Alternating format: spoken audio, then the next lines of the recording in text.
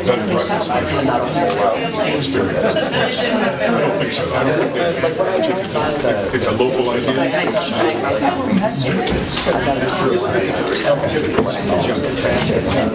They're very friendly on the inside. They're nice. Well, Cooktoberfest used to be the same way, that's right. No, we've got the hot stove. So we thought it's a much better idea. We had one for I also believe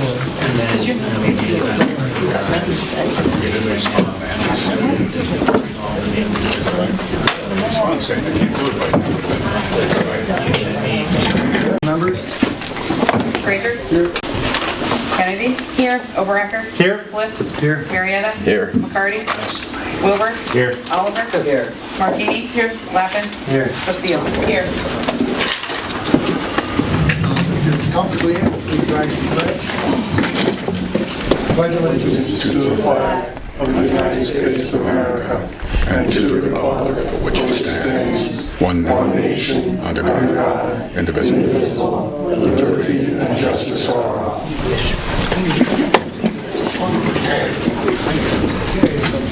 Privilege of the floor. Does anyone like to speak?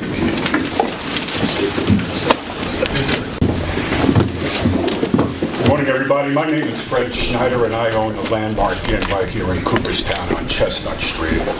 We're a boutique hotel. We have 11 rooms, and we have made a material investment in this community. We support 5 full-time, year-round employees and all of the government mandates that go along with that. This is basic math. At the proposed full-time, year-round hospitality employees, I was told a long time ago not to present a problem without offering a solution, so allow me to do that. I understand the economic realities. The county needs more money. I understand the political realities. You don't want to look the people in this community in the eye and say, we need more money from you. Okay, then. If we have to have a bed tax, let's talk a little bit about that.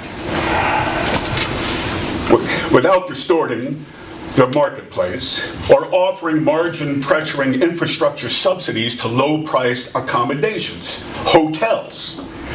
Convert the bed tax from what it is right now, a percentage, to a flat rate per night, where every room, whether it be a converted Airbnb garage, whether it be a resort, whether it be the Landmark, whether it be the Hilton, pays the exact same amount per night. It's just math. You just got to figure out what that should be. $12, $24, I don't know. But where everybody pays the same. And then the Landmark won't be subsidizing the impact on infrastructure for low accommodation guests. That's not perfect. I know that. But it's fair, and it's equitable, and it might just mean the world to my 5 full-time, year-round hospitality employees. Thank you very much. Thank you. Anyone else? I guess I'll have to talk. Nobody else has anything to say, but you know what? Syracuse is going for 7% up there. Okay. That's cousin Onondaga to us because we're doing a lot of business with them now.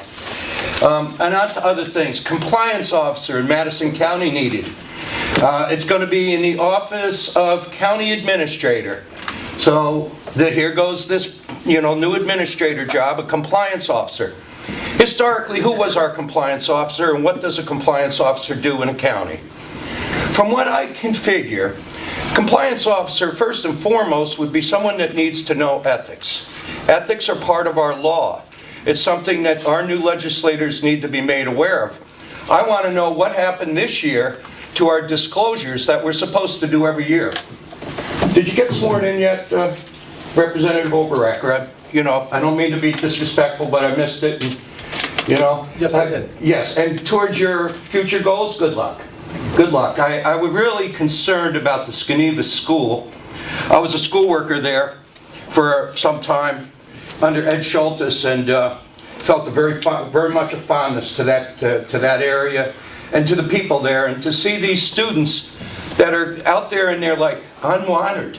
They're like some kind of orphan students that, what are we going to do with them now? Hauling them to Milford is not practical. I mean, it's just too much geographic challenges, and that's basically one of the problems we have in our county, of course, is always the geographics.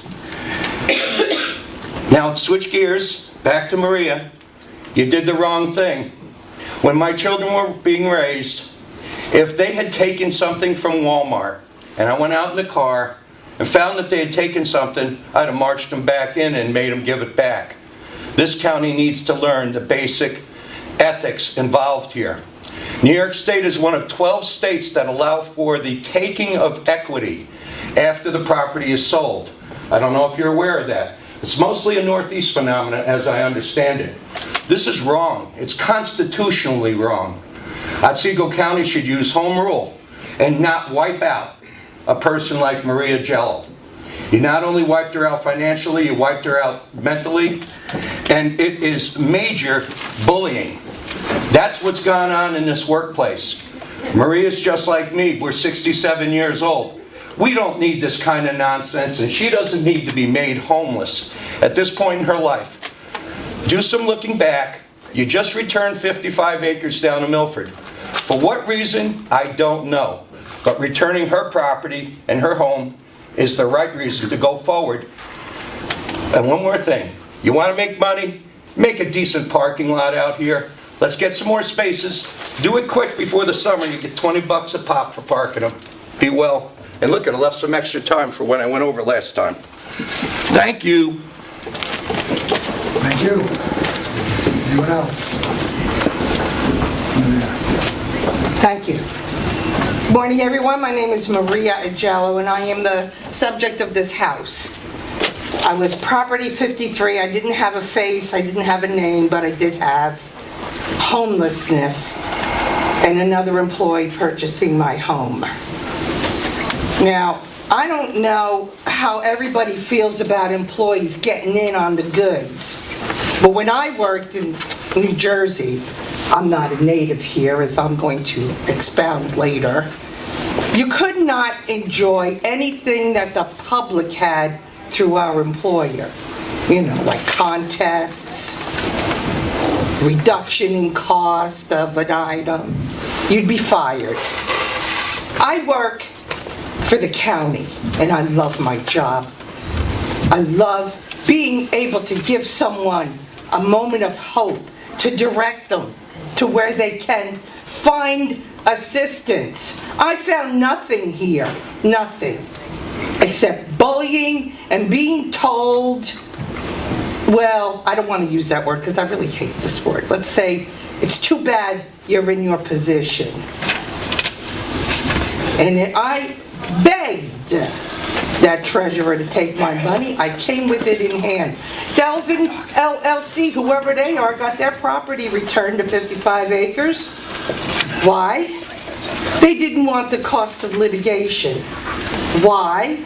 Because you have to go hire someone from Syracuse to go after them, like they did to Bob Force. This county didn't litigate after a while. Some hired gun out of Syracuse went after them. And I think that's despicable. I was willing and able and unbelievably shamed by that treasurer that I could not pay.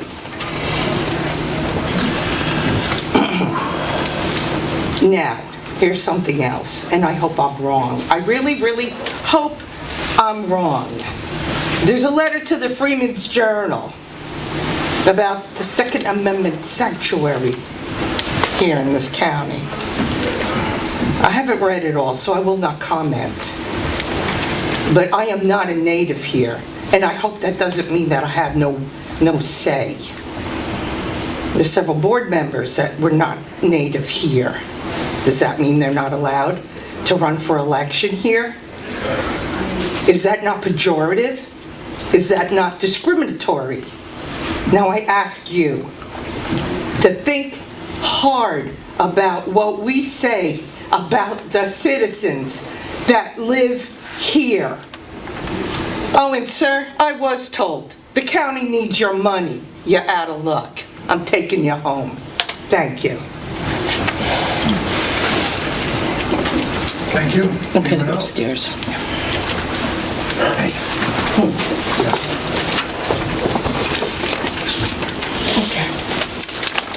Hi, my name is Jennifer Hill. I used to be a reporter for the Freeman's Journal, so the last time I was here at the meeting that I was working for Jim over there. I'm now the community engagement coordinator for tobacco-free communities for Delaware, Otsego, and Schoharie County. We are a state-funded organization from the Bureau of Tobacco Control in the State Department of Health. And we just opened our office at 155 Main Street in Oneonta. We're right downtown. Just a couple months ago, we're still setting up, but we're going to be having an open house on February 26th at 11 a.m. You'll be seeing flyers about that and announcements in the local media. And we used to be located at SUNY Cobleskill, where they received the grant, but it's now being managed by St. Peter's Health Partners in Albany. So we've moved to Otsego County, and what we are tasked to do is to engage with individuals, organizations, businesses, and multi-unit housing property owners, and most of all youth, to reduce tobacco use. Otsego County has a nearly 20% rate of tobacco use. The state average is a little over 12% now. So we're above the average. We're not as high as Delaware, which is almost 24% tobacco use. And tobacco use has become like such a normalized part of our society that we stop remembering that it kills almost 500,000 Americans every year through tobacco-related illnesses, and over 28,000 New Yorkers. It's often correlated with high poverty rates, which these three counties have significant poverty rates, and those people tend to have very little access to the resources they would need. So what we try to do is work with different individuals and organizations to implement tobacco-free ordinances, zones, especially in playgrounds, and we try to educate people about how much youth are targeted by the tobacco industry, especially now with vaping, which has turned out not to be so safe. So we really welcome your support for the things we're trying to do, and we hope to see you at our open house on February 26th. Thanks so much. Thank you. Anyone else?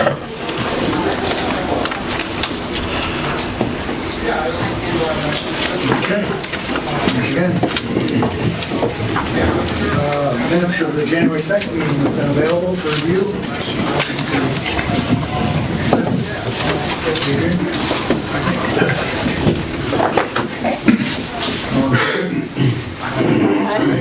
Opposed? Carried. Petitions, communications, and notices. I have the following departments' annual reports of revenues on file in my office for the year 2019. Central Telephone, Clerk of the Board, Unallocated Insurance, Department of Health, DSS, County Clerk, Planning, Solid Waste, Codes, Weights and Measures, Board of Elections, Youth Bureau, Mental Health, Addiction Recovery Services, Office for the Aging, Personnel, and Central Mail. I received correspondence containing 35 names asking the city, county, and law enforcement officials to reject any call to weaken or disregard legal gun laws passed by the state and counties. I have an order to show cause New York State Supreme Court in the matter of application of Michael Alvarado against Otsego County Board of Representatives for a judgment pursuant to Article 78 of Civil Practice Law and Rules. Thank you. And today we have a special presentation from Jordan Clements, Otsego County Soil and Water District. Thanks for coming, Jordan. Thank you. Good morning, everyone. Okay,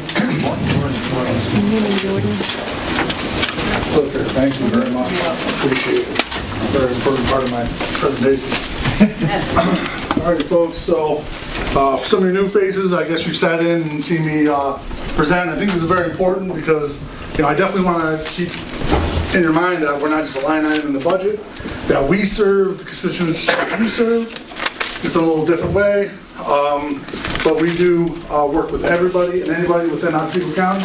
I move a lot when I present, I apologize.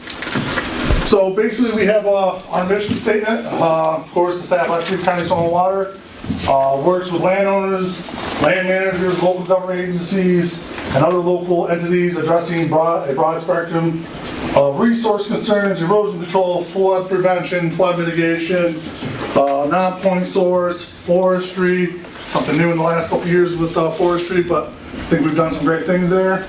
About our district, so back in June 15th in 1944, this county a board said we needed a soil and water, did the correct paperwork, submitted it to Albany, and boom, we have a soil and water district in Otsego County. Conservation districts are organized as units of state government. So we are a government entity, but we're on our own. We're not regulatory, we're not enforcement, which are two hats I'd rather not wear, which is great. We are basically a political subdivision of state government, and in my 12 years working with the district, I still haven't gotten a straight answer what that means. But we are that. We're involved in community outreach and various programs, provide technical assistance. So we just don't work with landowners that want grants. We do go after grants, we get grant funding, we do best management practices on the ground. But if somebody just wants to come in and get some information on how to set up their own rotational grazing system, if they want to dig a pond, we can provide soil maps, soil descriptions, all that kind of stuff. It doesn't always have to have money tied to it for us to provide you a service. So where do we do this work? It's in our name, Otsego County Soil and Water. We're not a county entity, but our boundaries are the same. And so why this map is important, because they don't look at, they don't look at Butternuts, or they don't just look at Otsego, town of Otsego, or town of Springfield, or Unadilla. They look at us as watershed. So whenever I'm doing grant opportunities, a lot of times they identify us as a watershed. And so that's why that map is very important. So real quick, this is the staff of Otsego County. I have 6 or 7 staff members, including myself. I have a conservation technician that's becoming a certified nutrient management planner, which is huge. I also have Dan Zimmerman, our newest forest technician, and I got kind of jumbled, but our district board is made up of 7. Right now we're down 1, and hopefully with a resolution today, we'll have our 7th person back onto the board. And from those 7 people, they represent various things. So we have a representative of the Grange, representative of the Farm Bureau, representative of, 2 representatives from the district county board, a landowner, an ag landowner, a non-ag landowner, and a member at large. So we do a lot of public outreach. We do a lot of various public outreaches. New here this year, or in the last year or so, we do a thing called because we got to be up with times and technology. We do Moo Mondays, Watershed Wednesdays, and Forestry Fridays, and that's all on Facebook. 2 to 5 minute presentations on various topics. It's really neat. It's as you say, Moo Mondays, anything agriculture. So we've done little 2 to 5 minute skits on soil sampling, how to read your soil report, how to build a frost-free hydrant, all that kind of stuff. Watershed Wednesdays, anything that deals with streams, watersheds, ponds, and then Forestry Fridays is right in the name. And so we post this every other week on that week, and they're really informational and really good, and it generates a lot of questions, and we're able to answer them. New this last year, I apologize folks, I've been under the weather here the last few days. New this year, this last year, 2019, is we did what's called a community conservation program. And so it was funding that we were able to obtain from the state. And we then turned around and said, all right, let's do a mini program ourselves and get it out to various organizations. And so the organizations we reached out to were high schools, municipalities, environmental organizations, stuff like that. And it was really broad. I was saying the max you could request is $1,000, and I was looking for something that was either conservation or conservation education related. And so we awarded 11, I believe it was 11, 1, 2, 3, 4, 5, 6, 11 different organizations up to $1,000. This picture here is kind of tough to see. I think if we had the lights off a little bit, it'd be all right, but it's a recycling center that Lawrence Cub Scout Troop 10 did, and it's outside the VFW, which is nicely located. Because it's outside the VFW and alcohol can. And then a few other things. We had the Glen Waffle Memorial Trail. Also Butternut Valley Alliance took their $1,000 and turned it around and did a lot of informational poster boards. On the far right is a hellbender, or model of a hellbender, which is a giant salamander, and or it might probably they're good water quality indicators, and they're found within butternut, so they wanted to have something to represent that. A few other things on this graph here, and I got handouts, and I apologize, that's not a little better. But we have our largest program is the AEM program, Ag Environmental Management Program, and it's a volunteer program that a farmer can get involved with. It's a 5-step program. We identify what the farm is, who they are, what their operation is, and this graph is basically showing the participants by your guys' districts. And so, sorry, but the city of Oneonta, we have no participants in the city of Oneonta.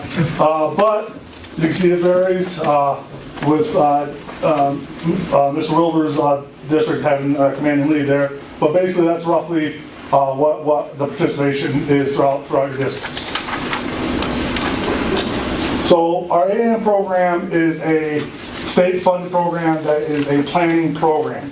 That planning program sets us up for the Ag 9 Point Source Program, which is where we apply for grants for our agricultural projects. So that planning sets up funding, which is absolutely truthful. So in the last 6 years of planning through this, we've been able to obtain $3.2 million in funding through Ag 9 Point Source. But that $3.2 million only represents 75% of the total cost of that project. So that other 25% has either came out of the pockets of the farmer or other programs with partner agencies like NRCS, FSA, stuff like that. Those are federal organizations. And so then again, you break it down, even though Mr. Wilbur's district had the most active farmers in our program, Ms. Farwell's is leading the way with funding there. But I can't stress enough that it's the biggest bang for their buck. And then, how do we sell it? And so, even though Dan has the most participants, we seem to do better in that area. But it could change. Every year it changes. I'll work on that. Thank you. So forestry, like I said, a forest program. So actually 3 years ago, we the district and the county went into a contract to write forest management plans for our county-owned lands. So as of right now, we have 9 plans written. We have 8 more to go. I will say Dan Zimmerman, our new forester, has been on board now for a little over 4 months, and he's averaging a plan a month. So that's pretty darn good, and he comes with a wealth of experience. I think he's been in the forestry field longer than I've been alive, but it's worked out very well. He's doing very well. And that's a wonderful little waterfall that's on the Bilderbeck Memorial Forest. Again, we have some beautiful forest lands, and it'd be really great to get them opened up and let the county residents and outside the county residents see what we have. Last year, the district invested $15,000 into building, I believe, Rich got 3 or 4 parking lots built on 4 of our county forest lands. They're only 3 or 4 cars big. They're not massive by any means. And again, that'll add towards people being able to access the trails and whatnot that are on the properties. Please, anytime if you have any questions, don't hesitate to ask. I apologize about the formatting, but basically hydroseeding, I am hitting on that right now because it's coming around. I know it's only February, but it'll be here before we know it.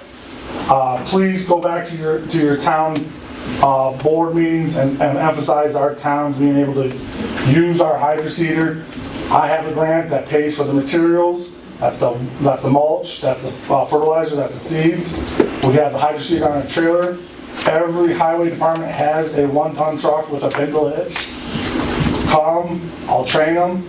All they have to do is run the machine and do it. The material's there. It's free of cost for the towns and villages. And honestly, out of all of our towns and villages, there's only five towns and the county are the biggest users of this machine. And it's free. It's free. I don't get it. I don't understand it. It's easy. Give me 5 minutes and everybody here could hydroseed. I don't know, Jordan. What's that? I might take more than 5. Well, I'll give you 10. That's okay then, because mine will So, take another program I'd highlight is the Leather Stocking Envirothon. The Leather Stocking Envirothon has been going on for 30 years now. It's a hands-on environmental competition for high school students. It's a great program for high school kids. Gets them out in the environment. It tests them, tests their knowledge. They get the winning team from 2019 was Cooperstown. Team A, a lot of our schools that participate in STU teams seem like Team A's from each school is the winning teams here, or at least the top 3 placing teams. The kids get tested on forestry, soils, aquatics, wildlife, and that current issue that changes year to year. And so if a team wins the regional, they go on to the state, represent the county at the state level. And then if they win at the state, they go to the national level where they can earn scholarships. I know when Sony funded it, they were getting computers, laptops, printers, all the above. But it's a great program, always looking for help. This year it's not being held at Gilbert Lake because they're doing a massive construction job, but we'll be holding at the Colonial Ridge Golf Course. Always looking for volunteers, it's a great time. So the big picture is that we do a lot of things in my district with 7 people. But it's not just my 7 people, it's our partner agencies, it's you folks, it's the money that you give us to allow us to do this. Without the allocation, I wouldn't have the staff I have. Because there's the seed money to go after grants, to provide these services that are evolving every year. Our phone is non-stop going. And so the big picture is that it takes a lot of effort for a district to succeed. But if the district succeeds, the county succeeds, the county board succeeds. So as always, this is my favorite slide. I use it every time I come here because it's the truth. What's the future hold for us? We're trying to keep pace with the demand for our services, remaining flexible to meet emerging needs, being responsive to citizenry and interest groups, being innovative and aggressive in regards to funding. I'm not too shy to ask. I'm not too shy to repeat myself. I hound and I hound and I hound. But it's what needs to be done to get the money we need to do our job. Any questions? Yes, Danny? Can you touch on your stream bank restoration program and also explain your participation in the hazard mitigation plan, which is recently completed? Yeah, so stream bank mitigation was a plan that I brought to this board 2 years ago. Basically, it's one of those things that it's it's better to be proactive than reactive. I was able to obtain $250,000 from Senator Sewer's office to buy a excavator. I came to the board here 2 years ago asking $250,000 for funds to bring on 2 equipment operators and to reach out to the county or to the towns and villages. They also played a role where no other better way to say it than a $1 tax per person per township that they would kick in, and then they would also kick in with issues that they have with flooding. I apologize, folks. Again, like I said, I'm not feeling the best, but and so with that being said, that was the whole gist of it, was to be proactive, to do these. Our highway department guys are not flood mitigation specialists or stream specialists. That would be our job to work on those projects. It stalled, and I will say I let it lie last year because of the amount of work that was going on, but we'll be picking it up again this year because our flooding concerns aren't done. They're not gone. They'll be fresh again when the next flood hits, and then what has soil and water done for us lately? And this will be it. We're actually starting to be proactive and trying to go after these projects. But as always, it takes money. If everybody remembers, we had Mark Berger from Chemung County Soil and Water come and describe his program and tell the importance of that. I'll be bringing that back up again, very much so. My efforts in the flood mitigation or the emergency mitigation plan was that I was able to submit over 300 culvert assessments that were failing throughout 10 or 12 of our townships. And so when FEMA funds become available, the funding will become available to replace those 300 culverts, which if it wasn't there, we'd never have that available and wouldn't be able to get it done as quickly as we will once that money becomes available. On your tables, you'll find our newsletter and right out of my PowerPoint today. Yes, Andrew.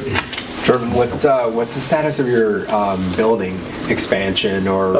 So the status is that we had to show that we had $50,000 to compete with or to share with the $250,000 we're getting from Mr. McGee's office, our former office there, and so we're hoping to receive funds here by late March and hopefully break ground this summer.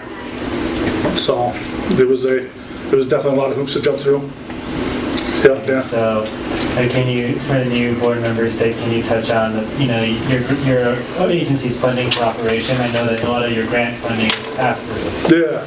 So I write grants. The grants, yes, a lot of our grant funds are pass-through funds that come from the state ag and markets, come to us and go to the landowner to pay the contractor for the project.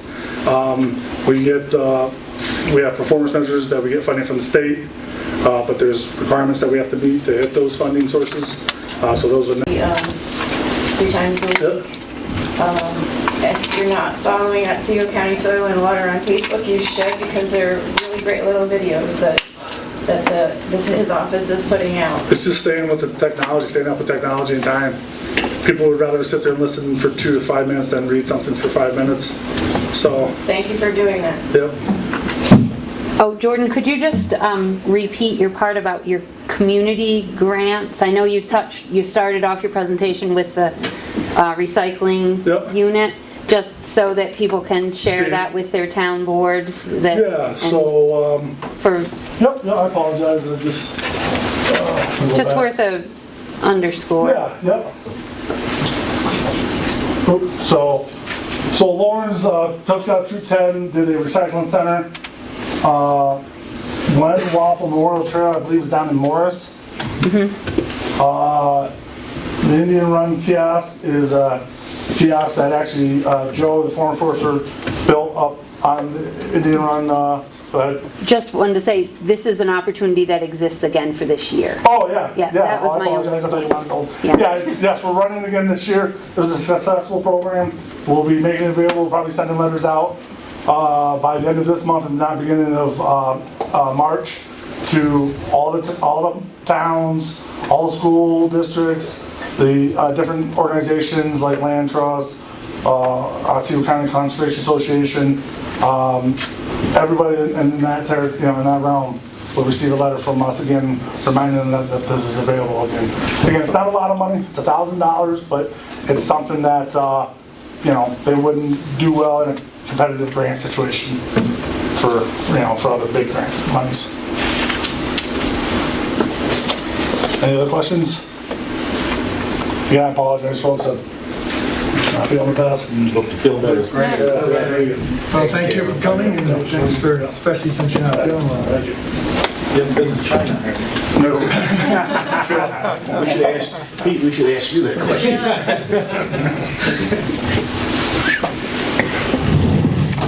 Okay, moving forward, what's your standing committees? Public Works, Representative O'Brien.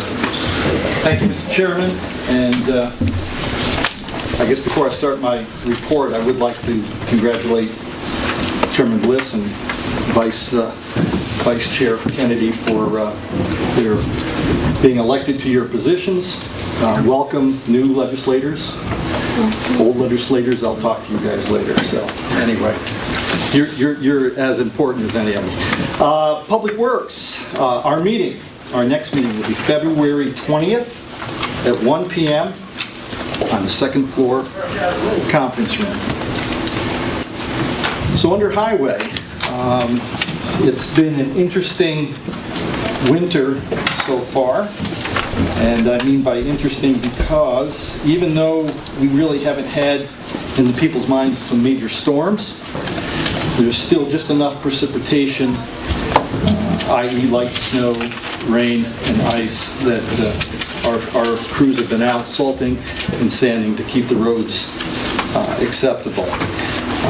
But when time allots, we've been also getting out and doing a lot of tree and brush work along the roads. We've been hauling sand to the towns. Some of them have run out, so we're keeping them well supplied.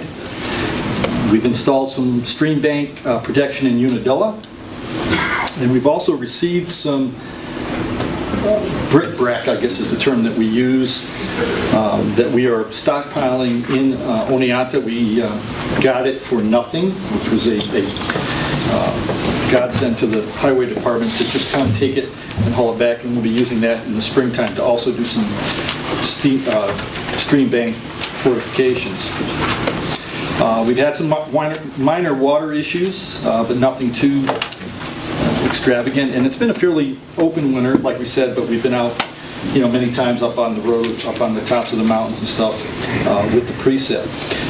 Rich came back from his superintendent conference and explained the funding that we'll be getting from the state of New York. It looks as though we should receive the same CHIPS funding as we did last year, which was some good news. It would have been better if we'd gotten some more, but I guess if we're status quo at this point, it's not too bad. And our extreme weather relief funding is going to be going by the wayside, which is not a good thing. We've relied on that previously to help subsidize and work on some of the roads in the worst spots. Predominantly, highway has been pretty quiet and nothing else major. We did repair a leak over top of the parts room a little while back, and that's holding, so that's good news. Building and grounds, public safety. Updates, we're getting there. A lot from the renovation side. The renovations are going to be actually complete this week, and the repairs are in the final stages of being put together and completed as well. Next steps would allow the commission to come in and do a final walkthrough, which we're hoping will pass with flying colors, and then we can go back to getting our residents back in. Instead of being boarded out, we'll be able to get them back in. I will be getting some updates further this week, and I can send out a quick email to those points to let everyone know. County office building, we're looking at a new generator that will be installed President's Day weekend. It'll be a backup for the 911 center, which is some redundancy that we needed. The Meadows, we're talking about the water holding tank. It's going to need to be inspected. It's going to need to be cleaned. It's going to need to have a lot of TLC in the next couple of months. So we'll be coming back with some more information there. And then also, along with that, developing of our second well site at the Meadows. Some water issues that we'll be dealing with moving forward. 242, Maine. Some new doors have been installed. Renovations are moving forward. It's getting prepared for the influx of some other county departments down there. The security, again, is moving forward as well. We are actively recruiting and looking for those that potentially would have or would want to come work as a security individual with the county. And so if you know of anybody, put the name out there. We'll be more than happy to take a look at that. Lastly, I'm going to bring up about, and this doesn't necessarily fall under 100% of Public Works, but it was the I-88 corridor study. If you remember, we had put out to look at potential sites from the county lines through the I-88 corridor, and the study was to look at potential distribution sites for development. And we had a criteria of 100 acres needed to be within 2 to 3 miles of an exit on and off ramp of 88 and such. It is now starting to come down to where we had 5 potential sites, and out of the 5, I believe we're starting to focus in on 2. As one of those is actually a county-owned land site, which I didn't realize we had up in the town of Maryland even. It's 144 acres, and the nice thing about that, the county already owns it, and it could be a potential site as well. So as that starts to, again, be better defined and come together, I will report back potentially on that. Other than that, I'm glad to be back and make my first meeting, and I am feeling much better, so don't get close to me. I don't need anything from there. I'll answer any and all questions put to me. Thank you very much. Questions? I did a tour of the jail last week, and I think I know the repairs are moving forward, obviously, and there's still a lot of work left, but the one thing that obviously is still challenging is the future discussion, which we're not really having, through, and part of this is a committee capacity issue, and so I just, I haven't had a chance to talk with the chairman yet, but I just wanted to bring up this idea, as we are trying to figure out how to collect, some of those options for the future, option A, B, C, whatever for the jail. I did discuss with the sheriff of, and you're obviously on technology and strategic planning, the idea of strategic planning possibly collecting that information as a first step to take a little bit of the pressure off of public safety and public works, with all the other things that are going on, just to collect the information and just to put a summary together that then the home committees could do, their further due diligence on. And it was just a conceptual idea. Sure. So I just, because I think for those of you who haven't had a chance to go down and actually take an in-depth detailed tour of the jail, the repairs are one issue. The future of the jail is a completely another component that we have to figure out. And absolutely agreed. It would be probably, well, I wouldn't probably, it would be much appreciated to have that analysis move forward with where we are, where are we going to be, or where we want to be in the next 5 to 8 years. A 24/7 facility has wear and tear on it, the likes of which not many of us, can appreciate or even understand when it comes to that. And so the larger discussion is, what do we do, and how do we plan, and do we look at a potential new public safety facility moving forward? I absolutely agree. Yeah, absolutely agree.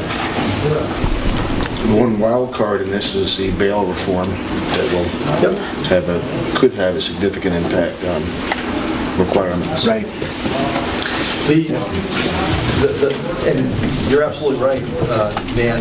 The flip side of that is that the building is still as old as it is, and so on. So, we'll have to have that talk and that analysis as far as, does the end justify the means when we start to get those numbers. But something will have to be done, but that will definitely affect it. Absolutely. Right, and I would agree with you. I think by all means we should look at this, but there is the bail reform and the changes that could potentially be made to it are creating a lot of uncertainty. And then I had heard some talk about, because of the bail reform and the potential impact on inmate populations, we might look at other things rather than just building here, sharing with another county or something like that, something along those lines. So there's a lot of options to look at, I think, but it'd be worth starting now. Oh, yeah, agreed. Yep. Anything else? Can I just mention, there'll be a meeting tomorrow as far as the highway building, is that still on? Yes, thank you. Yes, thank you. That's the kickoff. Plan Meeting with kickoff. CNS engineers that were hired to do. There's no way I didn't forget that. I was just wondering if you Thank you. were listening. Thank you for giving me You know the that, so you were opportunity. What time and where is that meeting? 9 o'clock. Yes, at BOCES. So is it 9 o'clock or 10 o'clock? 9. I thought it was 10, but I could be wrong. I'll look into it. I think Show up at 9, he'll be good. Yeah. if you should, right, if you show up at 9, you're A good. spare Bring a coffee. hour. Yeah. Somewhere. I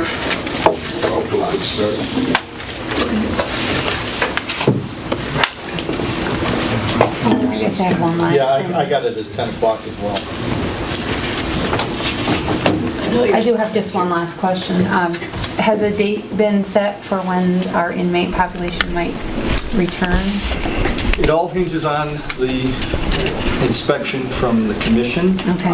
We, again, are hopeful at either the end of this month or the 1st of March. It all comes down to, one of the things that came to light is because the facility had been closed longer than anticipated, it is now falling under some newer guidelines as far as condition of the building. So it's now being viewed as a new facility. So with that comes some other caveats that potentially we hadn't planned on. So, but yeah, so that's what we're tentatively looking at. As of January 22nd, from our highway superintendent, to Thursday, February 6th, from 9 to 1 p.m. I emailed saying 9. Thank you, Keith. Thank you, Keith.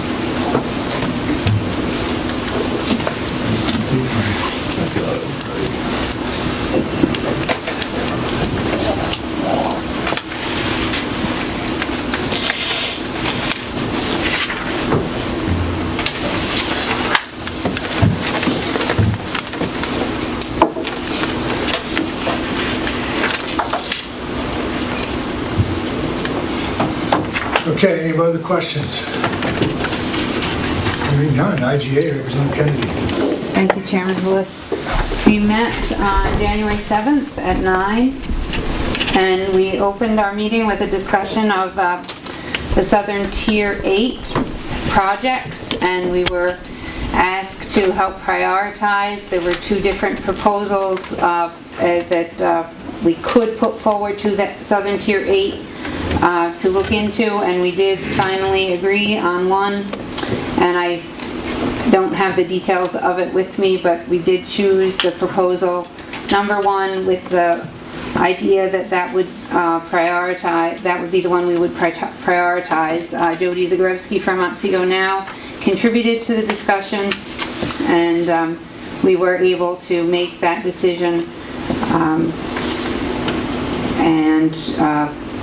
Also, we had to choose the facilitator for the Energy Task Force, which we had a choice of 2 different groups, and we were able to finalize our choice with the Climate Action Association. And I would just like to let everyone know that they will be at our Energy Task Force meeting this evening at 5 p.m. at Oneonta Town Hall.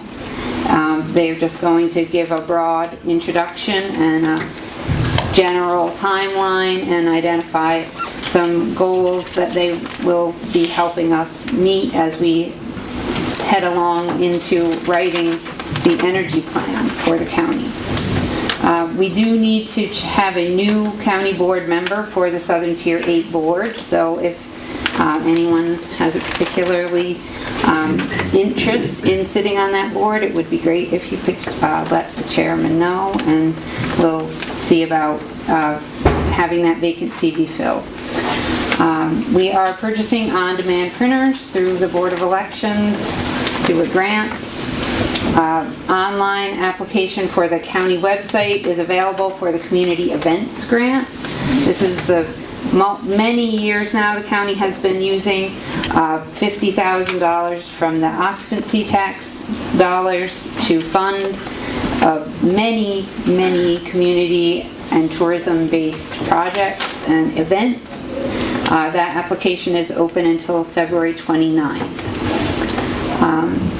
We did hold a sales tax, occupancy tax information session in Hartwick on the 21st, which was attended by 5 members from this board and maybe about 20 people from the county, and at least 4 of them were Hartwick Town Board members. So we did have I felt that the discussion was productive. It was very informative. We were able to educate with regards to what the timeline might be like and how this additional funding stream would help the county. And I felt it was a very worthwhile session, and thank my colleagues who attended. It was everyone helped answer the questions, and it was I thought it was a very good session. We did have a governance meeting for IGA in January. We just are in the beginning stages of figuring out how we're going to go about hiring our county administrator, opening up the search, interviewing what level of engagement we're going to have the board participating on that, and possibly have department heads helping us once we go farther down the path towards picking the right person.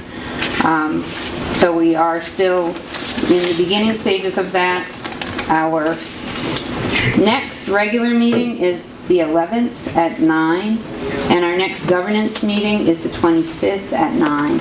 So everyone is welcome to come to either of those meetings, especially the governance one. If there's something that you feel you'd like to add to that discussion, please come on the 25th and help us move that project forward.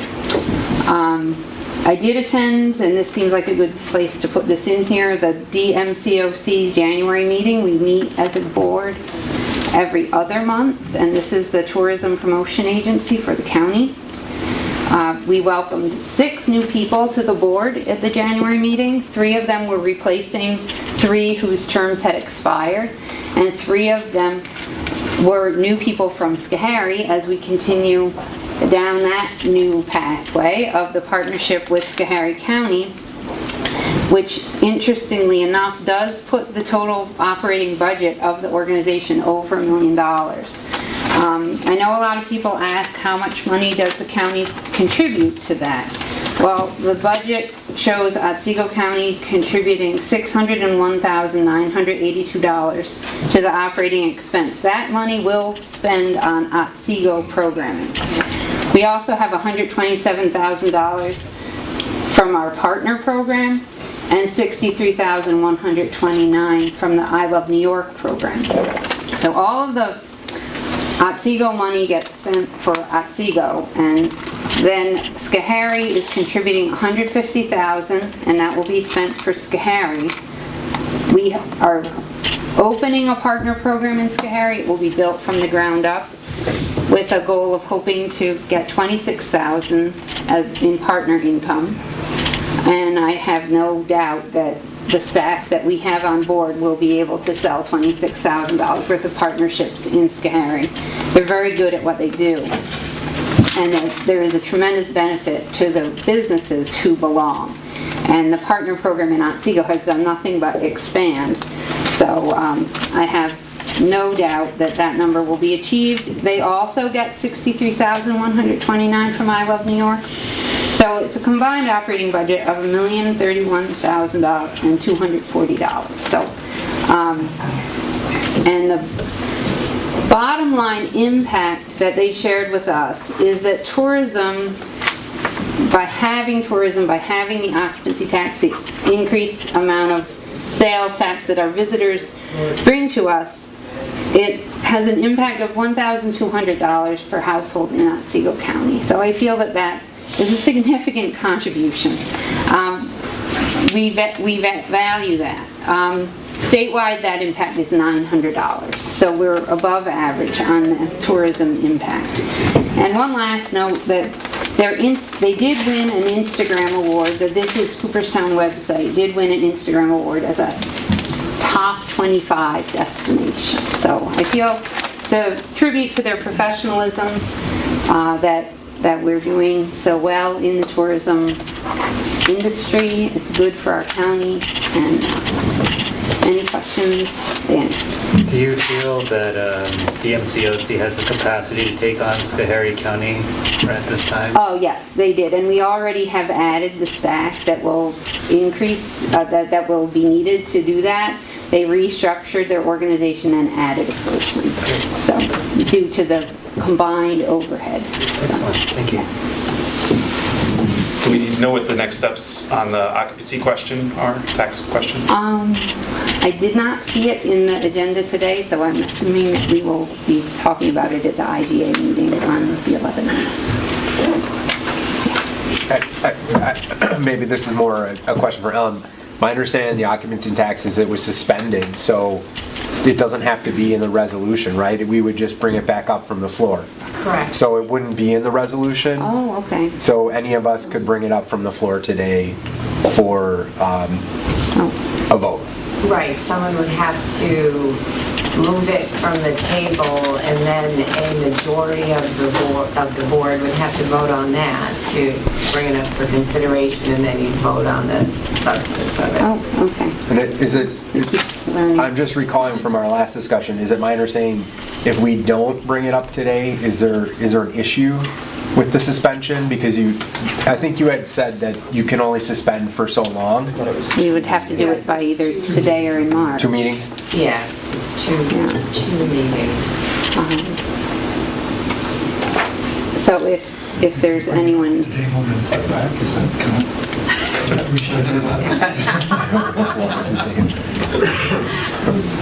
I didn't hear what Dave said. I'm not sure. I'd have to look that up in Robert's Rules of Order, which I will do.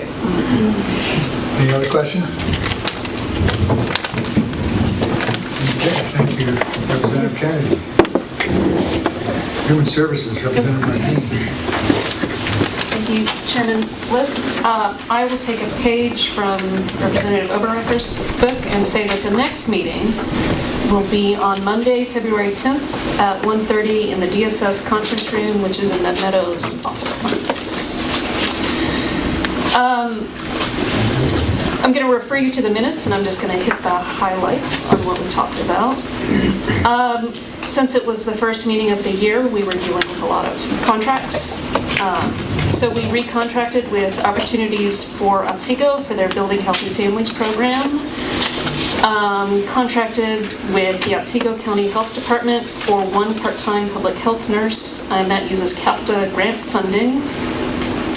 We renewed our contract with the Catholic Charities of Delaware and Otsego counties for child daycare registration and inspection. We contracted with the Oneonta City Schools for 3 caseworkers. And we renewed our contract with the Otsego County Veteran Services Agency. We are still on track to extend our contract with S&T Security for the Meadows office complex. Given that there's about to be a new security plan, this just buys us a little bit more time to get all of that into place. We also had some blanket purchase orders, and again, this was normal first of the year business with Kevin's Royal Ford, Associated Services, Enterprise, and Hubble's Office Supply. There were some non-mandated trainings. And some position changes that we refunded and unfunded, and decided to fill the vacant funded.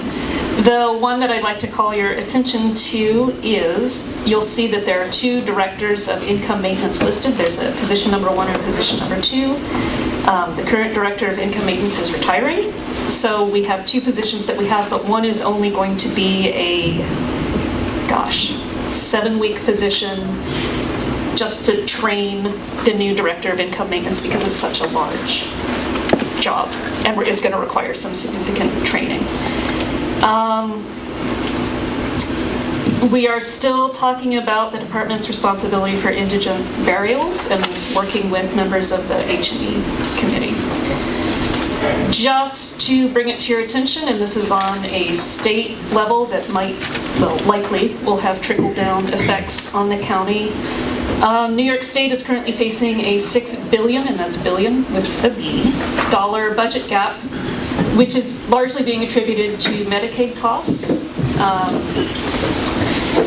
Potentially some of the solutions they're floating would drive some of those costs back down to the county level, and that's all remaining to be seen. The current budget ends at the state level on March 31st, so theoretically, all of this would have an impact on April 1st. So we're keeping an eye on it, and we'll see what happens. And I will entertain any questions. Any questions? Thank you. PSLA, Representative Wilbur. Good morning, Mr. Chair. Our county clerk, Kathy St. Gardner, requested approval to increase the mortgage tax from 3/4 to 1%, an additional 1/4%. Presently, Otsego is in the minority of counties that are below 1%. The motion carried. She also requested approval to abolish the DMV clerk position and create a DMV while they're working, and that also carried.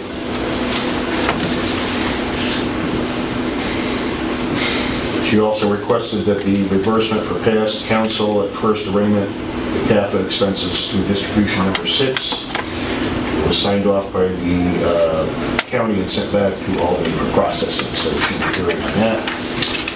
Our Sheriff Devlin requested approval to fund and fill a new deputy sheriff position. Sheriff Devlin has stated that the workload on the department has increased 34% since the staffing analysis was completed in 2015. That motion carried. Sheriff Devlin also requested approval to contract with Trinity Services Group Incorporated to piggyback off the Cayuga County contract for the term of January 1st to the 2020 through 2022 for inmate meals, and it's based on is on a per meal cost basis. The committee and Sheriff Devlin and Social Services Commissioner Babulis discussed the following for the security positions for both 242 Main Street and the Meadows, creating, funding, and filling special patrol officer positions, a total of 15 part-time positions to staff 5 post locations for security at the Meadows, 242 Main. And funding for these positions will be through interdepartmental contracts. Most of it will be covered by funding through New York State.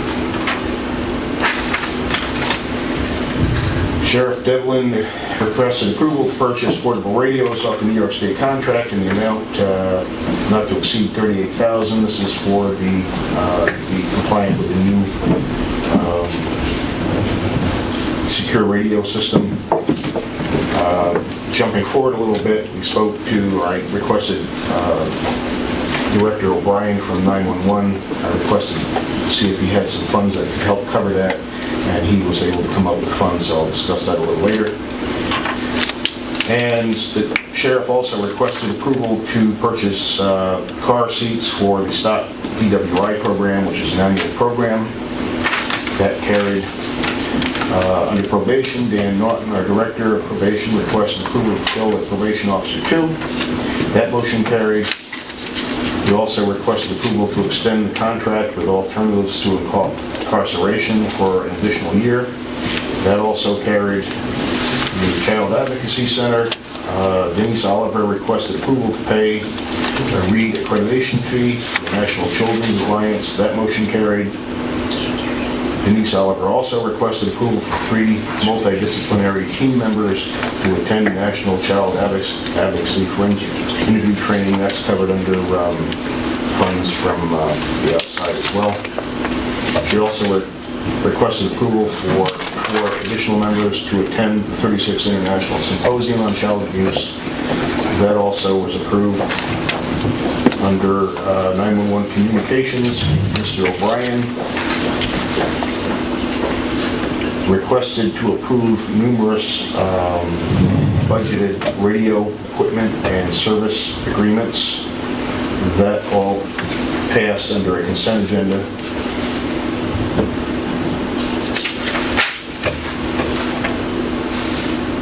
He also noted all items budgeted or funded through grant funds, or all of the items that we just spoke about were budgeted and or funded through grant funds. He also requested approval to fund a vacant funded part-time dispatcher position. That motion carried.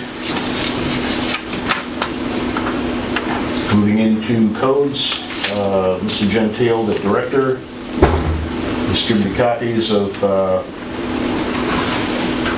year productivity comparison. He also received a letter from the town of Worcester requesting the county to take over the code enforcement for the town of Worcester commencing in the year January 1st, 2021. We used to cover that town and they put it back and now we're taking it back over again. Emergency Services, Art Klingler came in, requested support of a resolution to appoint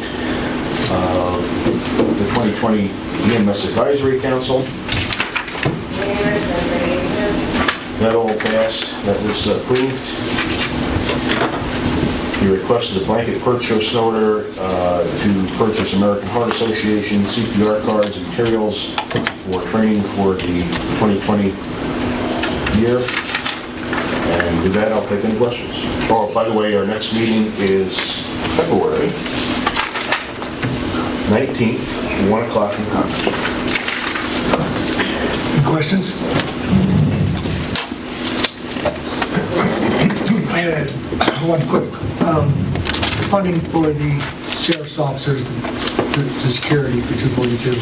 I know a lot of that's reimbursable by the state. Correct. But also we have current contracts for private security that are expiring. Do you know how that weighs out in terms of what the cost from the sheriff's department compared to the cost for the contracts we currently have? I don't have an exact figure, but my memory is that it was somewhat comparable. And the advantage of going to the sheriff's department is that the individuals that will fulfill those positions will be law officers and can actually act. There's a lot of advantages, right. But I just was curious at how the actual... It's comparable. And again, like as you stated, most of the costs will be reimbursable through New York State agencies. And that's still in the fluid stage to figure out by square footage who is paying for what. So we are going to be getting more coverage. Correct. For And the there same will be additional coverage, correct. And state money is still our money. Well, it's cheaper, right? Part-time people, right? You wouldn't have to pay benefits. Right, there'll be no benefits. That's right. And most of these people, all of them, to my knowledge, are retired police officers. So they kind of, they already, most of them are going to have the benefits through retirement. Additionally, they are New York State employees and even municipal employees are restricted on how much they can make in a calendar year if they're on retirement. So that's why. Any other questions? Health and Ed, Representative Stanley. Thank you, Chairman Bliss. The Health and Ed Committee met on January 6th. We had a relatively short meeting, only hearing from 2 of our department heads. which is actually a pretty good thing since 3 of our 5 members were not returning. We're new folks this time, so it was an opportunity to get people up to speed and answer some questions. The first department head we heard from, Sue Matt, also offered to meet with all new members to give them sort of an overview, a presentation about her department, so anyone's welcome to reach out to her about that. Sue presented and reviewed revenue, as always. Revenues are up, so that's good news. We filled a staff social worker position, which was budgeted. We received program updates on the family engagement program. That will be funded with unspent funds.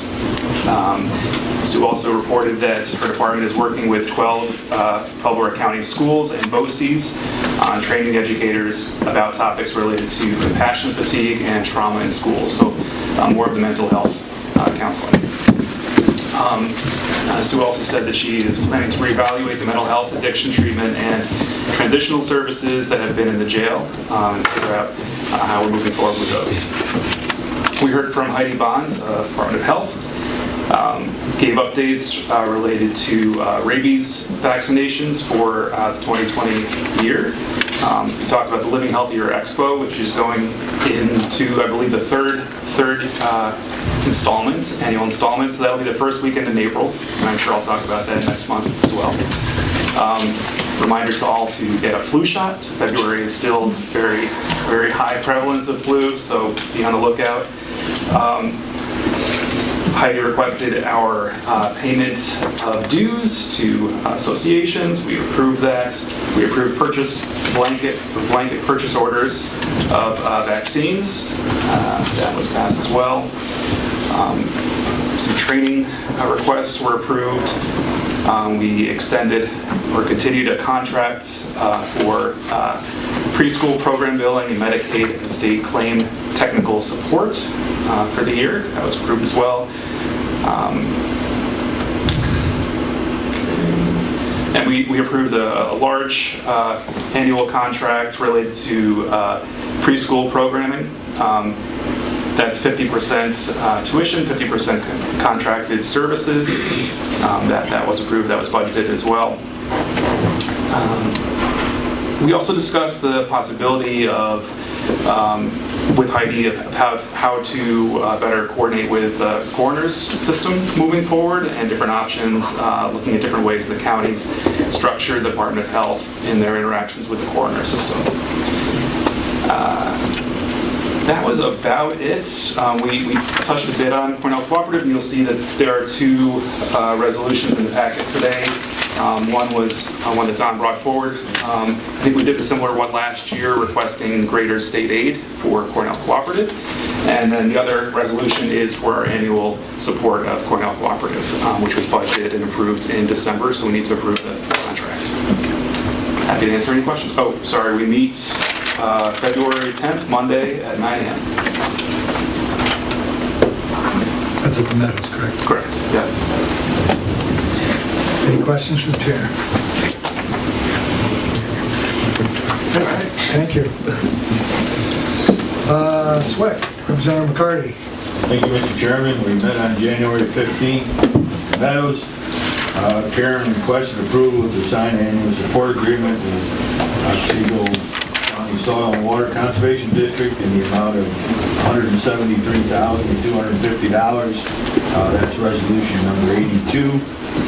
She also requested some budget modifications of $27,159.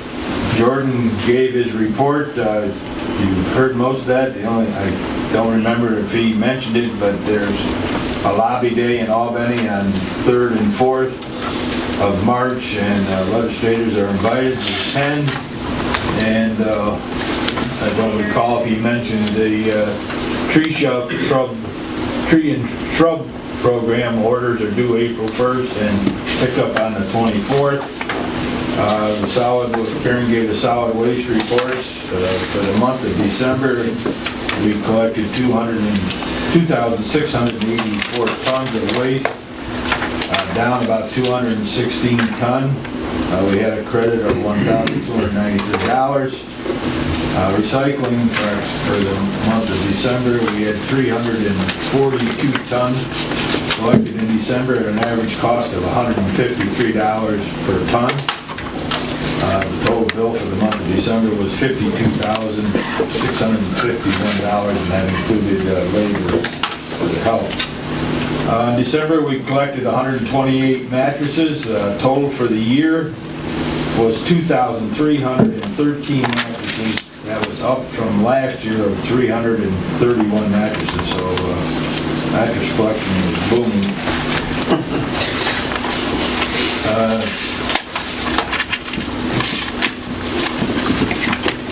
Karen also reported that glass recyclables voluntary separation of northern transfer stations works successful.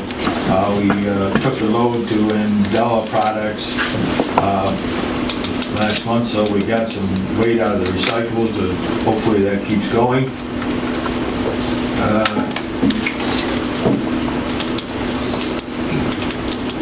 We went over a letter that the committee sent to New York State about legislation regarding the option for the counties to implement a 5-cent bag fee. That went out, I think, a week or so ago, and waiting to hear back from that.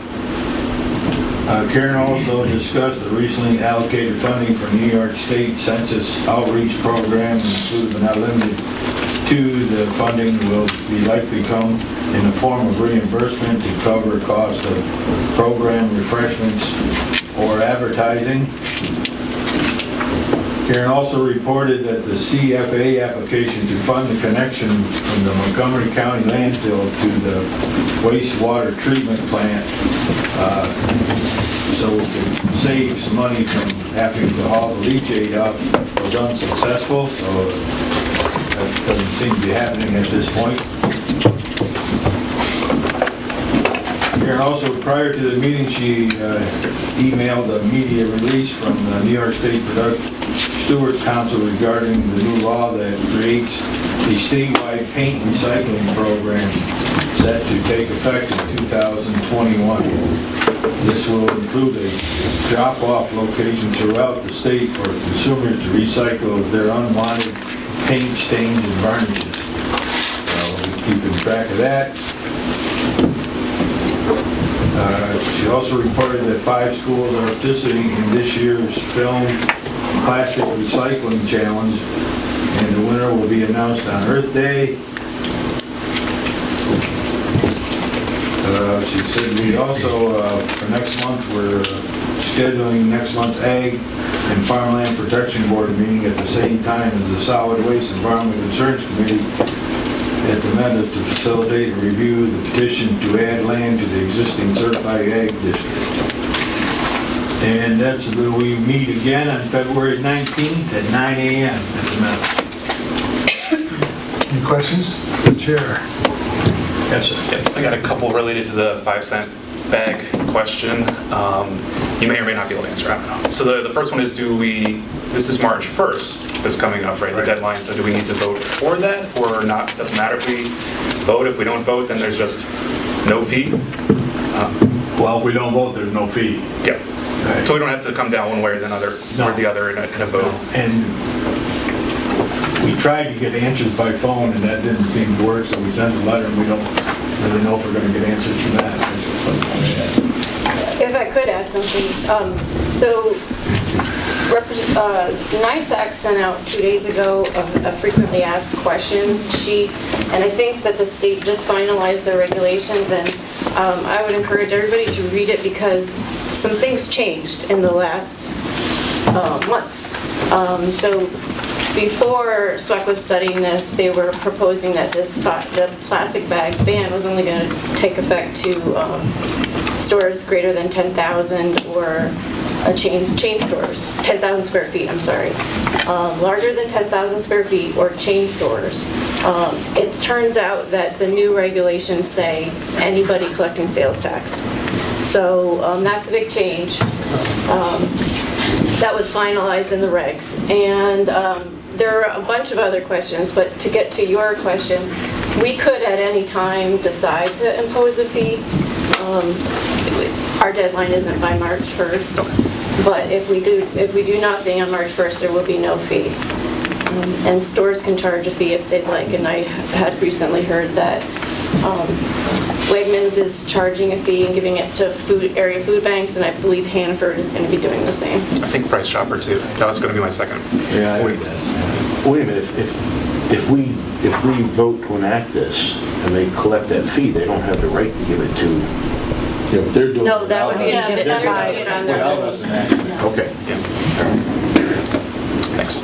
Because we're pretty limited on what we can do with Yeah. that. Well, they're free to banned enact their own paper fee. Oh, right. They're collecting it voluntarily. So Yeah. then it'd be 2 fees, Well, Or they would stop. perhaps. We wanted to try and put it towards recycling costs and things like that. It's currently Right. Yeah. Well, if they want to do it and give it something like that, that's the same purpose, only the Yeah. state's staying out of it. Yeah. Right. It's a good thing. Right. But Any other questions? Thank you, sir. Admin Representative Kennedy. Thank you, Chairman Bliss. So we met on January 24th, and just to pretty much condense, you've heard everything that we talked about. We met from 9 a.m. till 2:30, so I will give you the short form.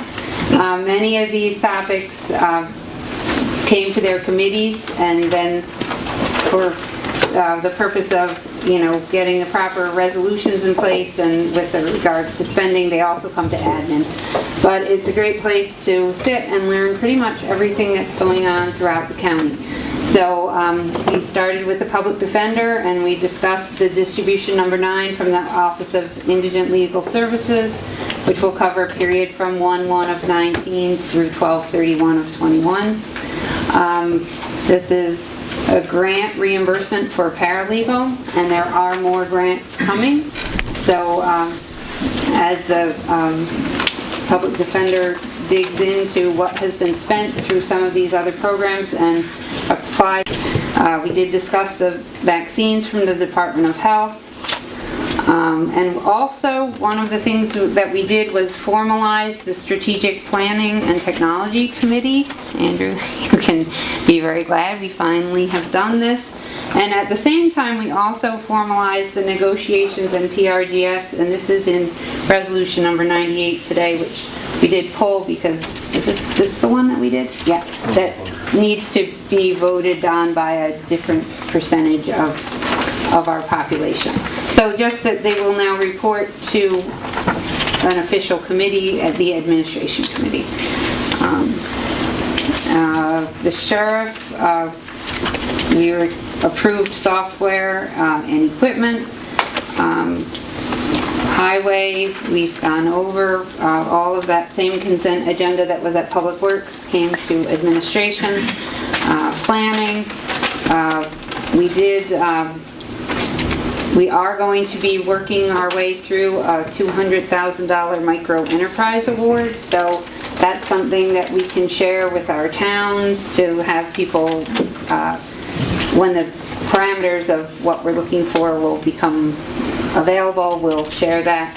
I can't remember, I don't know if it's an ag micro grant or it just might be, it's just a general micro grant, so that will widen out the pool of possible applicants.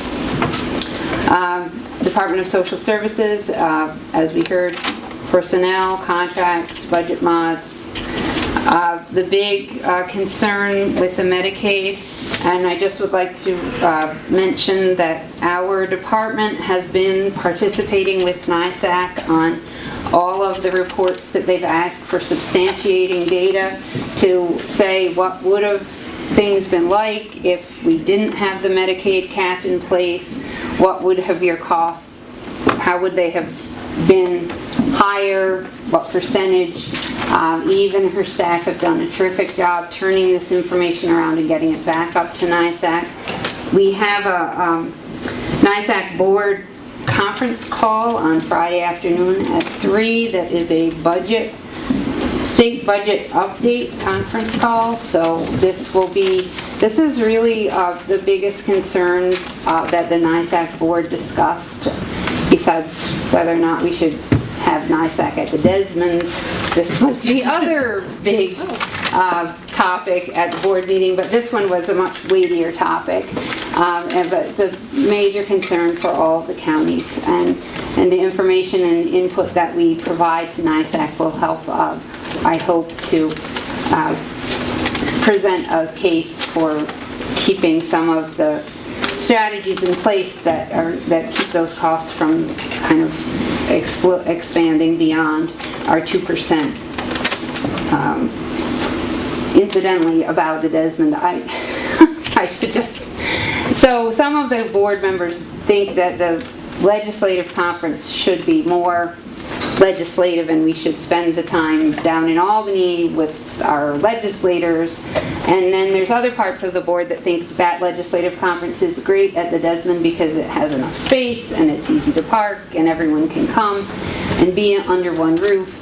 And if you have any thoughts about that, just let me know, because it was great having other people from Otsego County up at the conference and seeing you throughout the days, and I would love to be able to tell them. And I am on the committee for reviewing what we do about the Desmond, so anything that you can let me know. I feel that it's a great place, and that leads me to part 2 about NISAC, and you may have seen the email the other day. So this is what led to this lobbying day that you saw the email the other day from NISAC. February 12th, they're sponsoring a lobbying day in Albany. That's a direct consequence of that discussion that we had at the board meeting last week. So any further discussion on that would be welcome as well. So moving back to my admin report. Probation, we extended alternatives to incarceration program. Some discussion with IT about the implementation of Munis, real property with the position that is in the packet today, the Child Advocacy Center, and also we discussed that previously this morning. County clerk and the increase to the mortgage tax. I'm just going to take one brief moment to just say we are one of the few counties that has a 3/4% mortgage tax, and half of the percent goes to the town and the other 1/4% goes to the state. So right now the mortgage tax for Otsego is a complete pass-through. So some goes to town, the rest goes to the state. This new 1/4% that has been proposed by the county clerk is meant to stay in the county. So that would just add to that discussion a little bit. Building services, we discussed purchasing, personnel. We did move forward on expediting the filling of recently vacant funded positions, which has been a discussion that we've been having continuously. And we also approved a video conferencing policy. So our next meeting is the 21st at 9 a.m. It's a Friday. And if anyone has any questions. So the last 2 things you mentioned, the policy on video conferencing and the policy. We didn't approve it? We discussed it. We discussed it, yeah. Oh, okay, so we discussed it. Okay, I was just wondering if we should expect to see that as a resolution next month, or, okay. Yeah. Okay, thank you. Okay. Yes. Got a comment and a question on the rules of order changes. Okay, so this is 98? Yeah. Okay. So, I guess I'll start with a comment. So this was my first month on the performance review and goal setting committee, and I think we're kind of trying to figure out what exactly the committee is supposed to do and how we occupy our time. It seems to me, and I think to us, that there is some overlap with the proposed technology and strategic planning committee. So I haven't been convinced yet that there's a need to have 2 of these separate special committees, or if there's too much overlap between the 2. I'm not clear on what exactly they'll be doing. Okay, so I think that if we look at just about what we talked about today, and Andrew suggested that strategic planning take on the discussion of the jail as a thing, as a topic. and do a summary and come up with some ideas. That, to me, is certainly something that would be outside of the purview of PRGS. So it would kind of it would be nice to have another committee where that kind of work could be done. And I guess that's my thought. I don't think the overlap is quite as overlapping as you might think. That's just... I mean, I think certainly the goals that we're setting with department heads and departments are going to have to really flow into and coordinate with the strategic planning aspect of that. Yeah.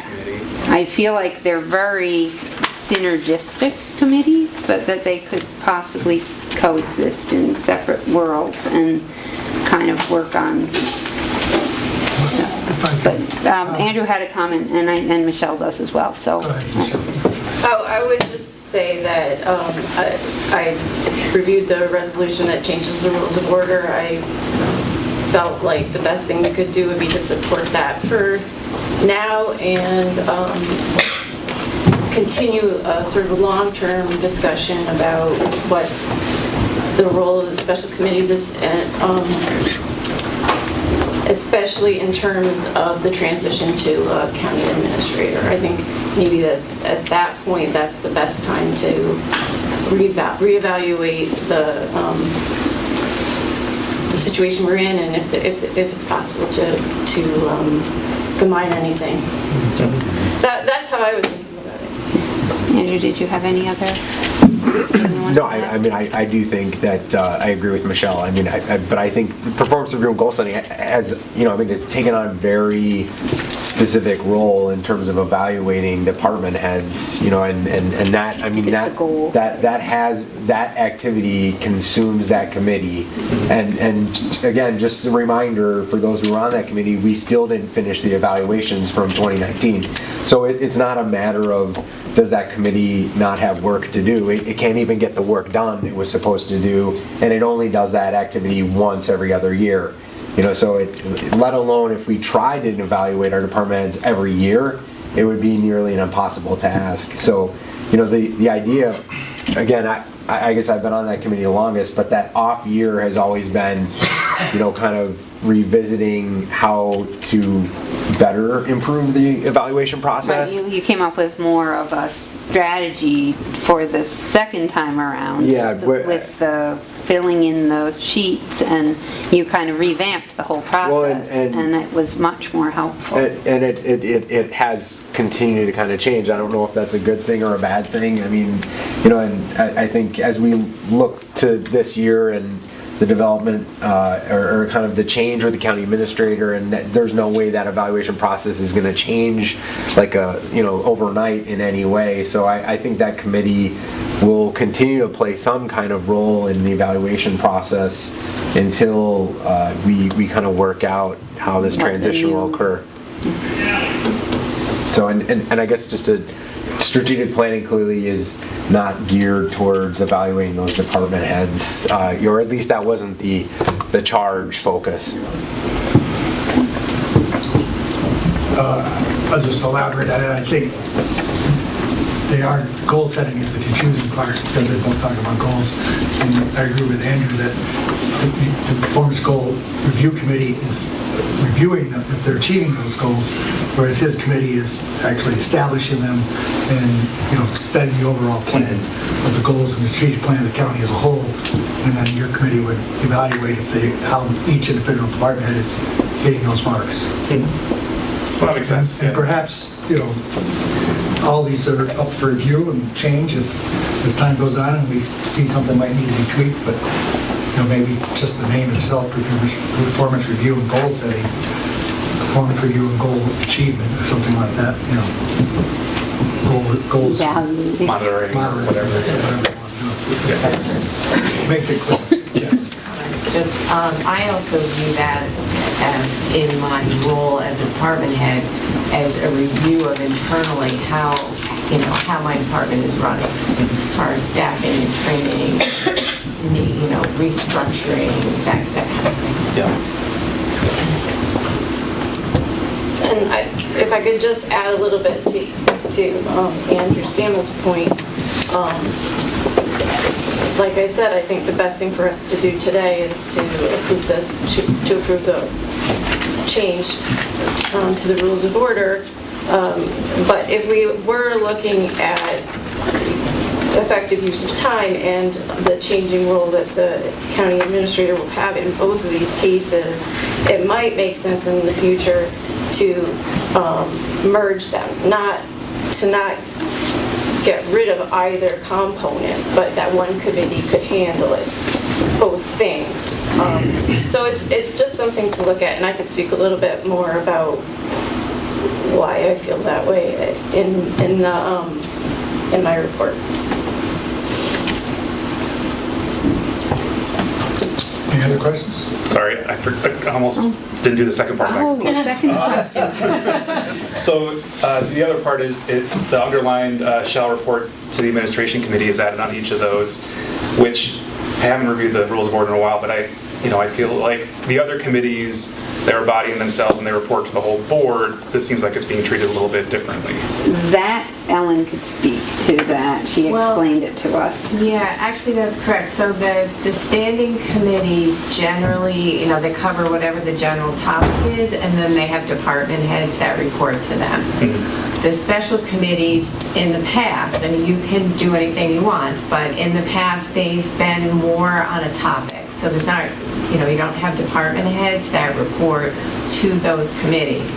And in the past, they have not been able to independently sponsor resolutions. They've always gone through admin, actually.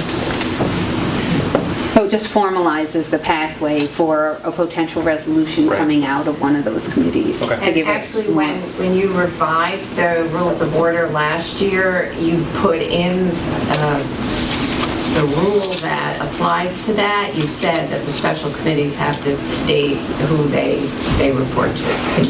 And those two neglected to have that in there, so that was a housekeeping for the other two. And technically, all committees report to admin. Anyone can still bring something to the floor. Admin doesn't approve it. And Andrew, Marietta, you had a... No, I was just, because that was exactly it, that the rules of order said that these special committees would report to some committee, and the rules of order actually didn't name those two special committees, but actually didn't say who they reported to. Right. So while we're formalizing technology and strategic planning, we were clarifying who they all reported to. Okay. Any other questions? Great, thank you. And speaking of special committees, negotiations. Representative report. That's good news. Performance review and goal setting. Representative Fowler. Thank you, Chairman Bliss. Our committee met on January 7th, as Andrew said. There are 4 new members there, so we are grateful to Representative Marietta as the carryover from last year, and also to Penny Gentile to help us get up to speed. And that was the main thing we did at our first meeting.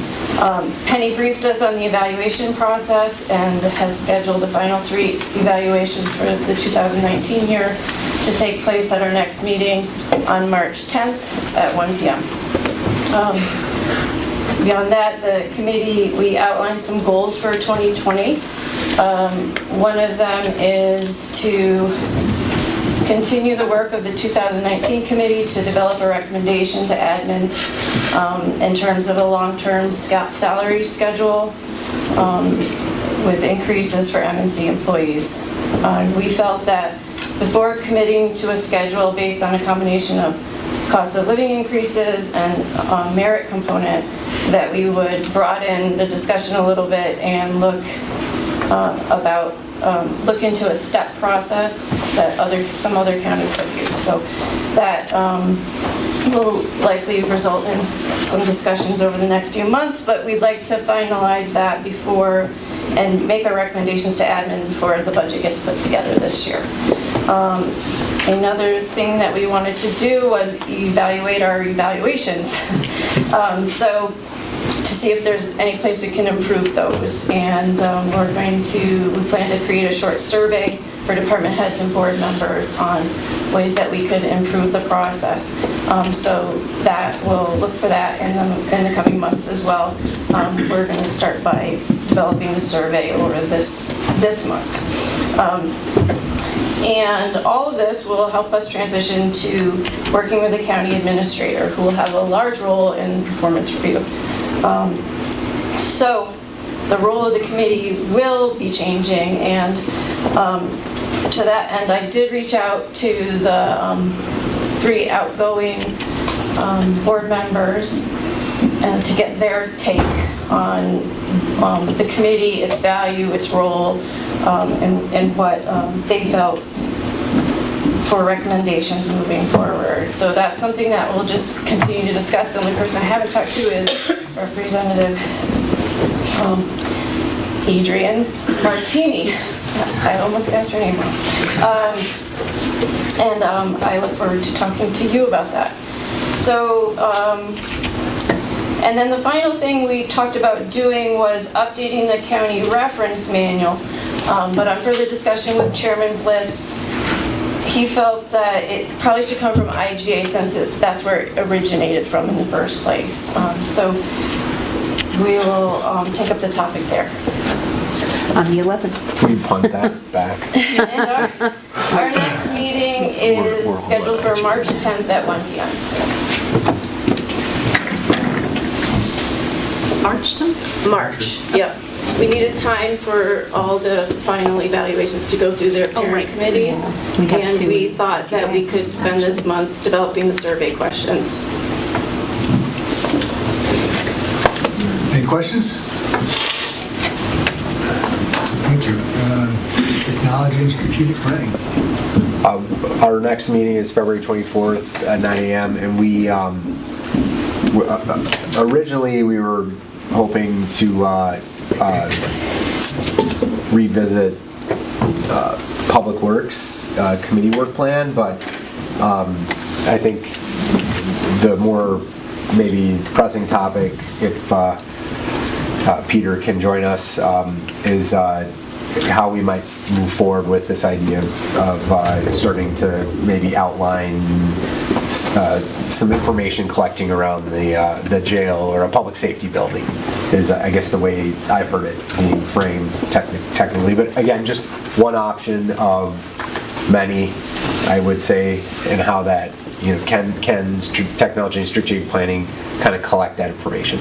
So, but I think that's a general idea that would be on the agenda for February 24th, other than where I'm hoping to bring drafts of, we have 2 committees that I'm trying to finalize right now, Public Safety and Legal Affairs and Administration, for their work plans that strategic planning needs to look at before they go to the committees, and the committees can do what they would like with those plans.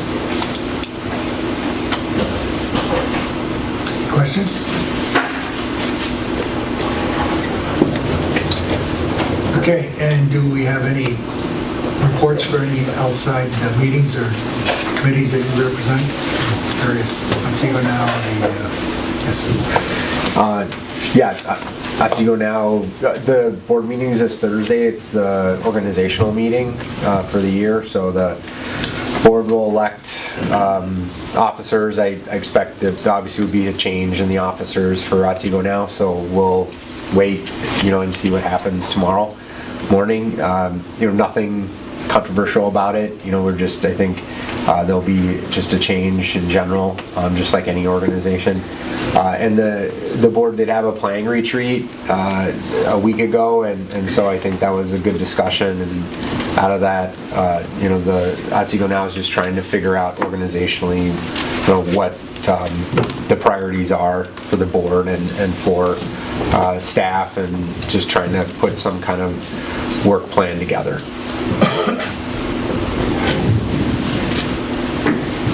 Anything else?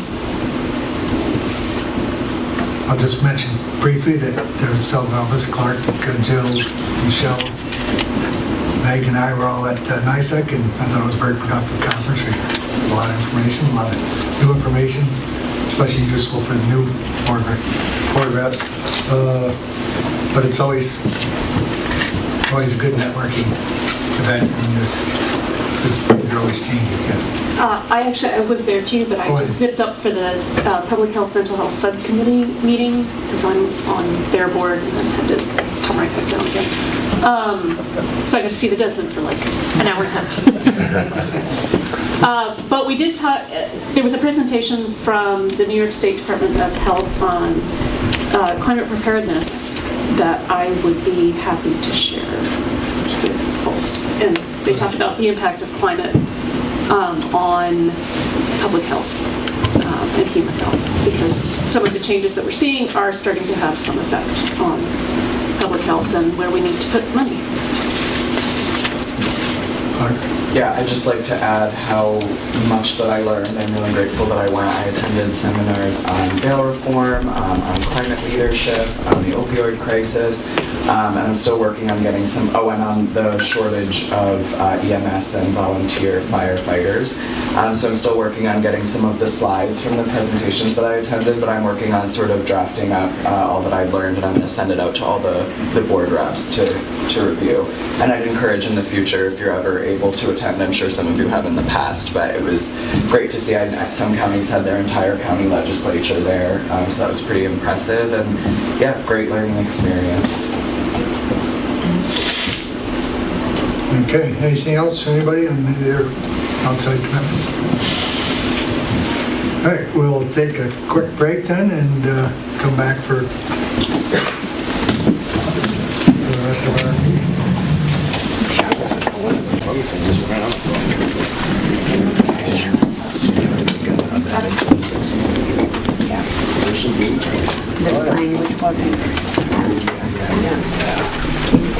Okay, entertain a motion to dispense with the reading of all reports and resolutions. So moved. Second? Second. All in favor? Aye. Opposed? Motion carried. Is there any representative who would like to remove a resolution from consent agenda? Currently, we have been number 88, 91, 66, and 98. Any others?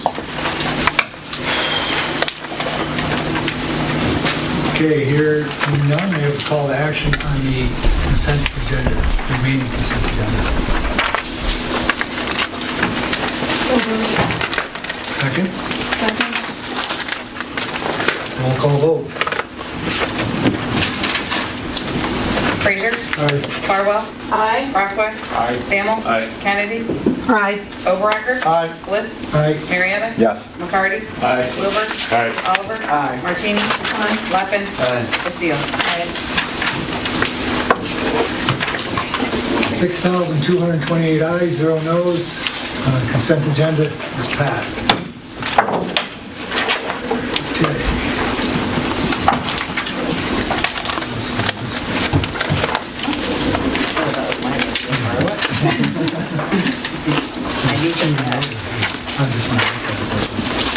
Okay, resolution 88. Oh, 66 is first, I missed that one. Resolution 66, authorizing the chair of the board to contract with AK Associates for Motorola telephone system maintenance and support. Wilbur, Farwell, Overacker, Frazier, Stammel. Have a second? Okay, discussion? I'll move to amend. We just need to change the title from the title that is there to one that says authorizing the chair of the board to contract with XYBIX to purchase console furniture for the E911 center.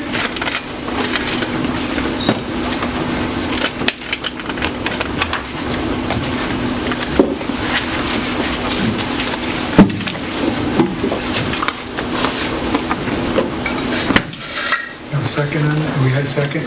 Second. So this would be a vote to amend resolution 66. through the monetary, so roll call vote.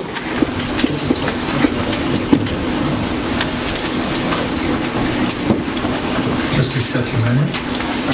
Yeah, the first one. Okay, that'll be a roll vote then. Thank you. All in favor? Aye. Opposed? Abstained? Approved? Now we will vote on Resolution 66 as amended. This will be a roll call vote. Motion? So moved. Second? Second. Any further discussion? Roll call. Frazier? Aye. Farwell? Aye. Brockway? Aye. Stammel? Aye. Kennedy? Aye. Overacker? Aye. Bliss? Aye. Marietta? Yes. McCarty? Aye. Wilbur? Aye. Oliver? Aye. Martini? Aye. Lappin? Aye. Seal. Aye. 6,228 ayes, 0 noes. Resolution 66 as amended is passed. Resolution 88, creating a position in the Board of Representatives, County Administrator Number 1, Kennedy, Overacker, Marietta, McCarty, Frazier, Martini. Second. Discussion? I'm one of them that asked to have this pulled today. I'm not sure how we can advertise, make a resolution to pay $100,000 when it says it's in the county administrator budget line. In my budget, we only have $50,000 in there. To me, I haven't done that before. I'm not sure how you can do that. I'd like that explained to me. And also will not support it even if that's accurate. I've spoken my mind before about this position. It's $250,000 when we're done. If we're going to entertain a bed tax increase today because we can't afford today to support our highway the way we feel we should, but we're going to take half of that bed tax increase and put it into the county administrator position, where I do not see where there is a dollar for dollar savings to my constituents and everyone in the county. So that's my position there. I will not be supporting this, but I really think that there's a problem when you put in there, you're advertising $100,000 and it's not in the budget for $100,000. I just would like to just speak to the salary part of it. It is our intention to not hire anyone for a period of greater than 6 months. The $50,000 would cover a period from July 1 to December 31st, should we be in position to hire at that point, which we may or may not be. Certainly wouldn't begin to entertain the idea of hiring any sooner than July 1, given the amount in the budget allocated.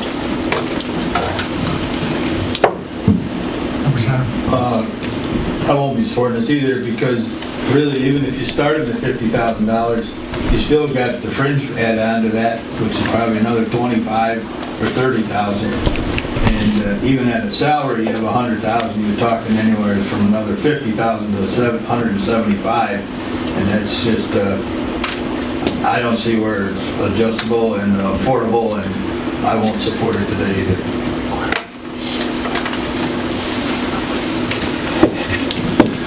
Anybody else?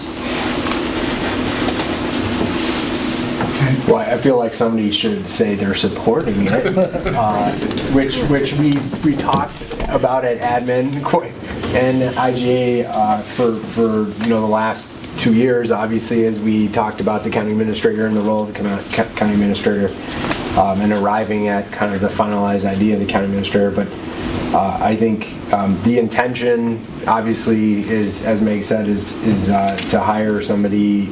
There's only a budget of 6 months, and the fringe is in the budget for $25,000 for that position.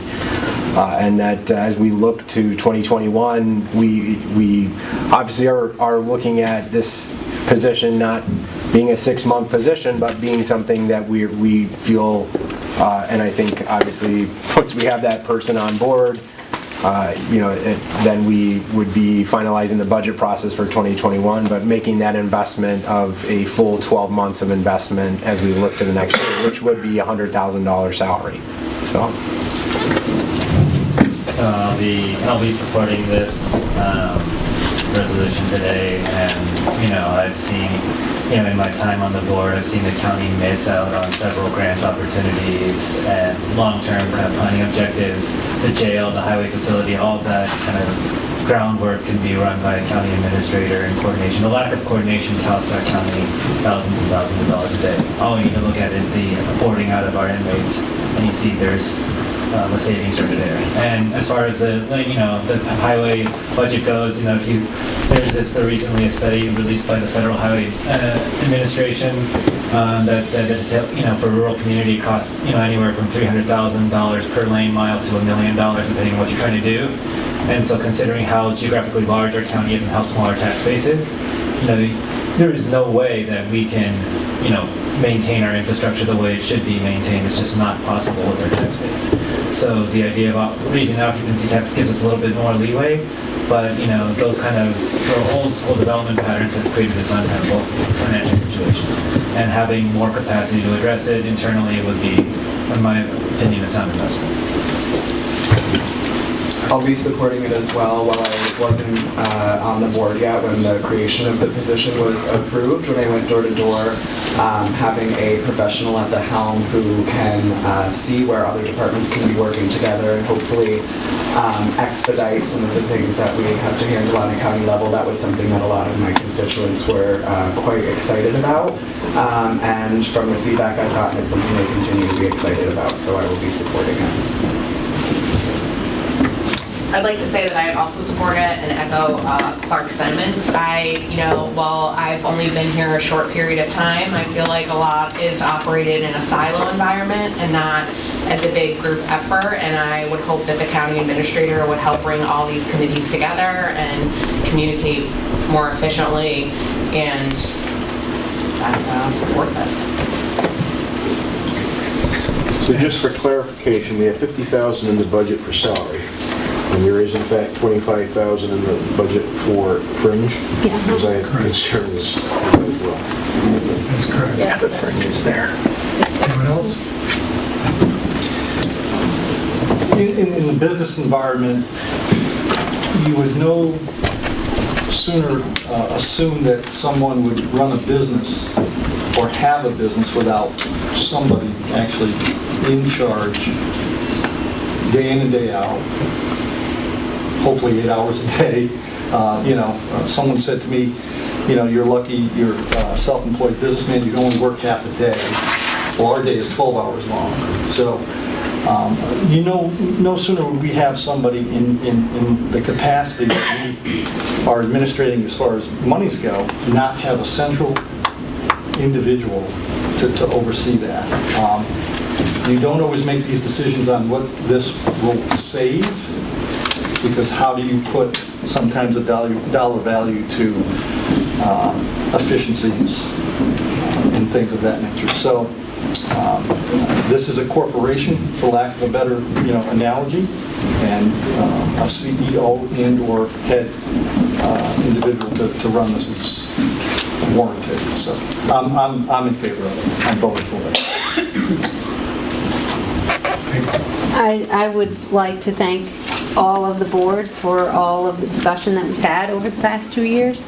We've really dug in and found out a lot about county administrators, all forms of county government. We've been educated pretty thoroughly in the different strategies. We chose to go with the administrator and feel that it's the best fit for our county. And I will be in support of this after, helping coordinate all those discussions throughout the 2-year period. And I thank my colleagues for participating in all of those discussions and sharing their ideas. And I hope that this will be successful today. With all that has been said, it says the effective date for hire is authorized February 5th. Can we amend that to say at least July 1st or August 1st? But you're setting us out. It's obviously going to take time to find a person. I'm sorry.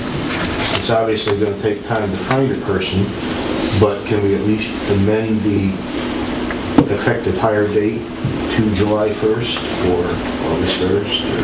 Because right now it says February 5th. Well, that's creating the Just creation. position It's just the creation.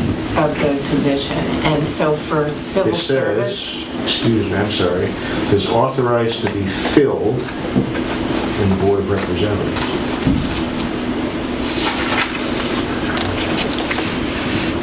Created off in We didn't authorize. We're creating it on February 5th, and we're authorized to fill it if we're That allows them to saying. advertise, Yeah, starting February 5th. that's what I was under the assumption of, That's what I that assumed as well. starting, yeah, advertising position. right, exactly. I mean, if you've created the position but you haven't authorized it to be filled, then you can't advertise for it. So that's how that works. Okay. Should we add language, like with a hire date, no sooner than July 1st, or a start date no sooner than July 1st? You could do that if you want. Yep, you could do that. That would be an easy fix. Yeah. I think when clarity. you're creating the position, we need to set the salary, even though it's not budgeted for. When we create a position, we have to set the salary. That's why the 100,000 is there. That doesn't mean that it's budgeted for this year, and if we don't fill the position, we have lots of salaries. Just like any other job. Yeah. Any other job, we have positions all over the county. This is the salary. Until you fill it, it's not getting expected. And it's going to be prorated from the day they start. Correct. And then to amend it to say, that this year, current start date, not before July 1st, may allay some concerns, but I think we all know that it's going to take at least that long to. It's taken us 2 years to get to this point. Right. Another couple of months to fill it isn't, to be honest. We haven't even advertised yet. Yeah, exactly. In most department heads or whoever we hire, we have a range between 80 and 100 or whatever. Personally, I don't think you're gonna find somebody for 100 grand when you got a highway superintendent making 90, just for an example. But, I mean, you're setting this right at a amount, so, before there was, every time we hired somebody before, it was even from 60 to 80 or 70 to 90 or whatever, and you're sticking with this amount, so I don't know if you'd even find anybody, especially the way the salaries are nowadays. I'm comfortable with the range. I was just mentioning, I kind of thought it was a not to exceed 100,000, but. Which you could do. Which we could do. Wrong. I kind of remember that's what we voted on in admin, was a not to exceed. But, that's another issue. But, yes. So it would be appropriate to amend this to read authorized not to exceed 100,000 in our annual salary and a hire date of July 1, not to hire prior to July 1 of 2020. Prospective start date, Yeah. not, on or before. Or Yeah, that's honor at. honor I had to get my word in. the proper hiring language. If that's a motion, I'll second it. That was my motion. Okay, I'll So, motion to amend, seconded to amend salary not to exceed 100,000 annually, and So you want to say filled, so authorized, created and authorized to be filled effective February 5th, 2020, with a start date not earlier than July 1st.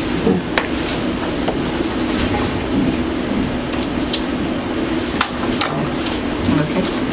Can't move here for that. Can't move here for that.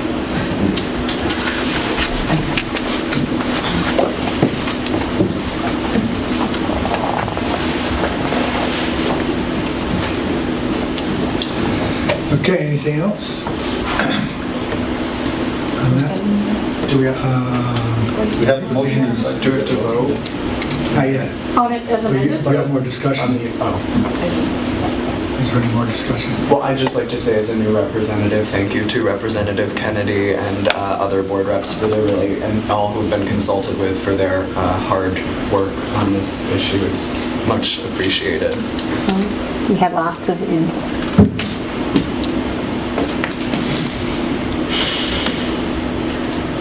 Okay, well, let's vote first on the motion to amend, which can be a roll call vote.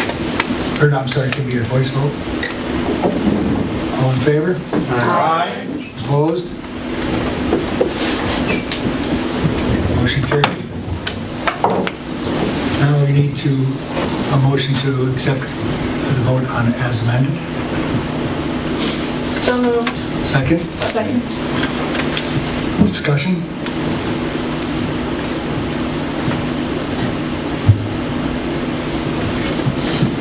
I'd just like to say that I will also be supporting this. I think in my role as chair and in previous roles as essentially the CEO, CFO of towns, there's a lot to be said for our form of government, the committee system. I think it'd be a mistake if anybody thinks that the committee roles are going to be diminished by an administrator. They may change slightly, but not really that much at all.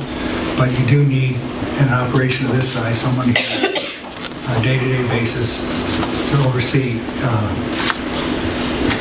our past chairs and myself, but I think have all been very dedicated and spend a great deal more time here than certainly they're getting paid for, but there's still a lot of other things that can be done, and it's not a job for a part-time elected official. It needs to be someone full-time managing a house. So, having said that, roll call vote. Frazier? No. Farwell? Aye. Brockway? Aye. Stammel? Aye. Kennedy? Yes. Overacker? Aye. Bliss? Aye. Marietta? Yes. McCarty? No. Wilbur? Aye. Oliver? Aye. Martini? Aye. Lappin? Aye. Seal. Aye. 5,414 ayes, 814 noes. Resolution 88 as amended has passed. And thank you all for all your work on this. And Representative Frazier, and Representative McCarty, your objections are duly noted, and we will endeavor to make this as successful as possible. Resolution 91, filling a position above base salary in Real Property Tax Services Department, Assessment Manager Number 1, Wilbur, Farwell, Overacker, Frazier, Stammel. Second.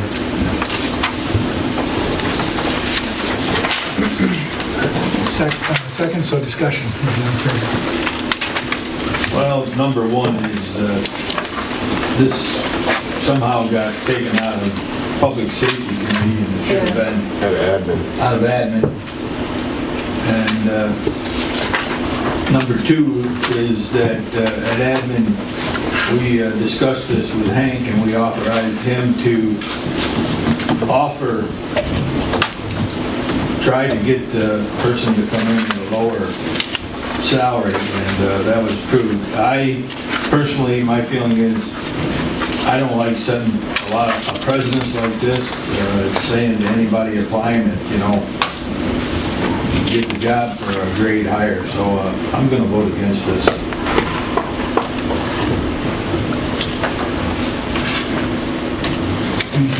Anybody else? Part of the conversation at admin was, do we do this, or have we done this before, hire above base grade? And we have. And in my recollection and my conversation with personnel, that the only time we had done this was when we had advertised and advertised had not gotten applicants. My understanding, there were 3 applicants that could have taken this job. So he wants to hire one specific person. I get it, but I'm just not sure it's the right precedent. We've done it with corrections nurses, we've done it with sergeants in the jail when nobody applies. Then we say we have to raise it in order to get someone to apply. This situation is different. I objected to it, I did not vote for it in admin, and that's the very same reason today I won't be supporting it. Is Representative Kennedy. My understanding is, that, and I agree with many of the points that have been raised today in opposition to doing this, but with the specifics to this case, Mr. Schecker has a pool of applicants, and one has a greater body of knowledge to bring to the job. So the first year would not be spent teaching the basics of working in the Department of Real Property. They would come in with a greater amount of knowledge than either of the other two. That's my understanding. And frankly, I'm willing to pay to have the higher level of knowledge come into the office and save on the potential time spent training the person. So that is why I am in support of it. Representative Robrack. As a former town supervisor and having bid out many projects and items, we're allowed to use what's called best value as a basis for making some of these decisions. And I felt as though after taking the information that our department head gave us and the skill set that a potential individual would bring to this position, as well as the potential efficiencies brought with that. Again, maybe as my business side takes over, I would say I would put the trust in our department head to have that evaluated and to bring this individual on board at the proposed rate, as well as looking at the time frame that we're talking about, getting the taxes out, which is an important part of what we do as the county. So I'm in favor of it. I feel as though that our department head on this one, I think, is bringing us a better opportunity. My recollection is, and Pete might be able to assist with this, that we have done this before in the highway department for supervisors, where we had a less qualified versus a more qualified, and made that difference. Having served in public works, my memory is that we have done that. Additionally, I have personally worked with this person. I want to be careful because we're not in executive session. And the person is What did you decide? Did you? Well, I thought we were going to go through this process. I called her to ask her to call me. I got her back in, so I figured I should just get it authorized and move from there. Okay, fine. Okay? Okay. Just wanted to know. Yep. I wasn't sure who that was from. Okay. We exchanged secretary texts. for many years. Okay. Town clerk for 12 years. A lot of municipal experience. And is very qualified. And we're talking about the beginning salary at $32,000. I don't know who we think we can hire at $32,000 and get a quality person out of it right out of the gate.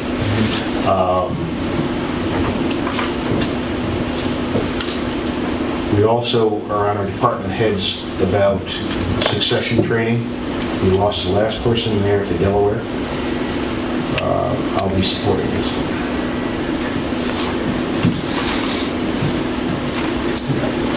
I guess I just have a hard time with, to me, what feels like special treatment. I mean, I don't know the person at all, but I feel like when we adopt a salary schedule, and we have a fairly fresh salary schedule that we've adopted, we shouldn't depart from that. I think if the department head is looking for somebody with a higher level of experience, maybe they should, hire for a different position, create a different position to be filled. So I'm not in favor of this. I think we just need to clarify, this salary scale, we haven't adopted this recently. This is union scale. This is union scale, so that this actually is, the salary issue we have addressed is at the M&C level, but the union steps are kind of a different challenge, which is why Hank, had kind of brought this forward. I just wanted to make sure. I was going to say the same thing. And one other, a little bit of maybe just a clerical We put not to exceed 38,000, but also mentioned step 5, billed at step 5. Those two things are mutually exclusive because of the union contracts. So perhaps it should say billed at not higher than step 5. Because if they're at step 5, we can't change that amount. Right. I knew that Penny looked this over, so I would have to call her then, if you wanted to. Because if they're in step 5, it's going to go to that salary, because that's what the contract says step 5 salary is. So. And that's probably from the contract? Step 5 is the 39,000. The offer is to be made at the 38,000, which I believe is step 4. Right, so maybe we should change that then to step 4. Well, we wanted it not to exceed the 39, which is what we were talking about, because what if she says, I'm not going to take 38? Now, that's where we came up with. The other point that we just raised, the other person had a $5,000 stipend, which is not included in this at all. We're trying to do this by working off the existing salary structure, not corrupting is probably too harsh of a word, but many places are using stipends to bring people up to salary. You can call it what you want. We're trying to do this in the clearest, less complicated, most compliant way possible. But I need a person down there, and I need a person down there soon.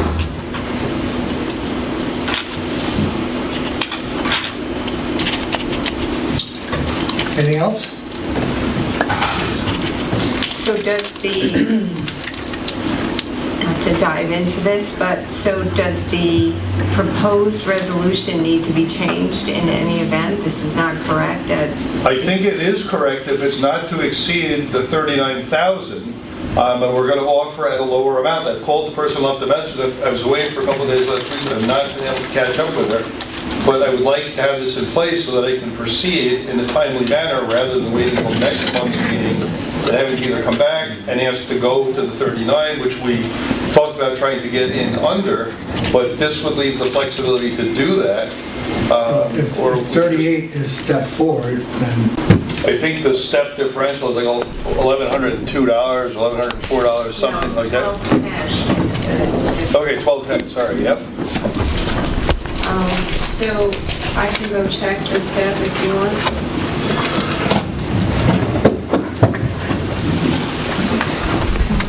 I'll be right back.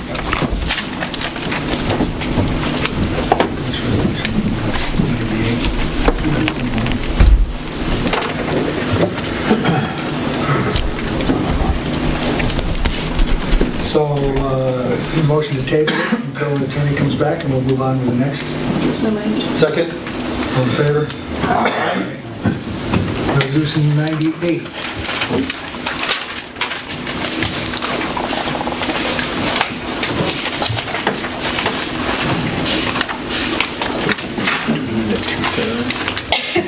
Resolution 98, adopting amendment to Rules of Order, Rule 20, Kennedy, Overacker, Frazier, McCarty, Marietta, Funky. Second? Second. Discussion?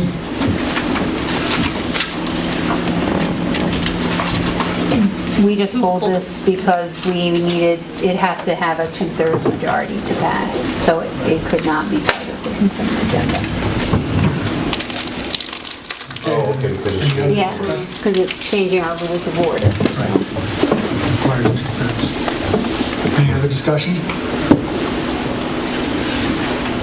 Okay, roll call vote. Frazier? Aye. Farwell? Aye. Rockwood? Aye. Stammel? Aye. Kennedy? Yes. Overacker? Aye. Bliss? Aye. Marietta? Yes. McCarty? Yes. Wilbur? Aye. Oliver? Yes. Martini? Lappin? Aye. Basile? Aye. 6,228 ayes, 0 noes. Resolution 98 passes. Yeah. That's all of them, huh? Except for the thing that comes off the table. And then, yeah, then there's... Yeah, that comes off the table also.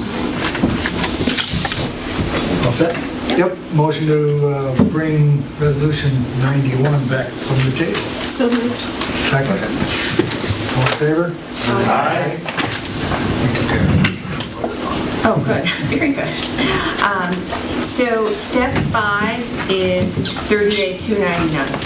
Step 6 is 39,509. So we're good. So So it's right. That's step 5. So it is step 5, and where did Hank go? He left. But also, if I remember correct, at admin, and you didn't get those minutes, but is we approved not to exceed. So can we put filled at not to exceed step 5 or an amount of, because if we say we're going to fill it at step 5, that ties us to that number. We can't negotiate No, it steps. says not to. Not to exceed It it. says in the It says not to exceed 38, Right. but it also says it'll be filled at step 5. You can't Which adjust is the same. you can't adjust the union agreement. No, You correct. you would have to say not to exceed step 5. Are you saying? Right, that's what I'm saying. Okay, We put in not to exceed step 5 or the amount of, correct. because this doesn't say we can hire someone at step 4 or any other lower step. Oh, okay, I see. This says we're gonna fill it at step 5, which means we're paying that much money. Still offered at step 4, which is a lower amount. Does everybody follow me? Wouldn't it say it be filled up to step 5? Yeah, Right. not to exceed step 5. Not to exceed up to step Step Filled up to step 5. And that not to exceed 38. How much is it, what is the step 5 amount? 38,299. the one that's there. So the step 5 and the amount are correct. Yeah, so All we have to do is take the word You don't- at You don't even have out. to. If And it's replace it with not to exceed Not up to to. exceed. Right. It already fits itself. Step 5 is 38,299, so you can't hire over 38,299. Right, but we want, maybe we want to hire step 4, 2, 3, or 4. Oh, okay, I got you. which was what he was offering. I got you. Step 4 is what the offer was, not step 5. Right.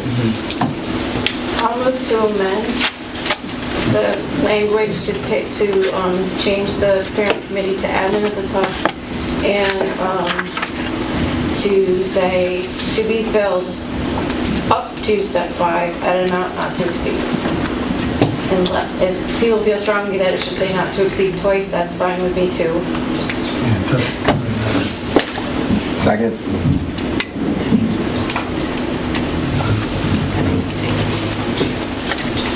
Okay.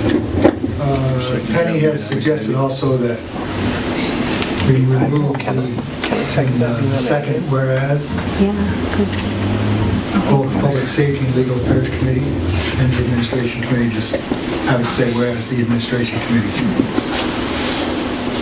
Not sure why, but. It's me. Well, it's you. Yes.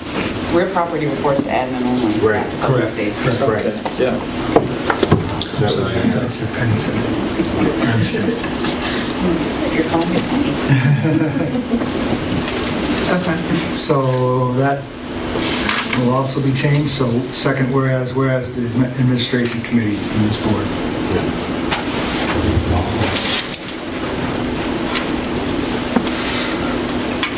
Yeah, that follows in with the wrong title.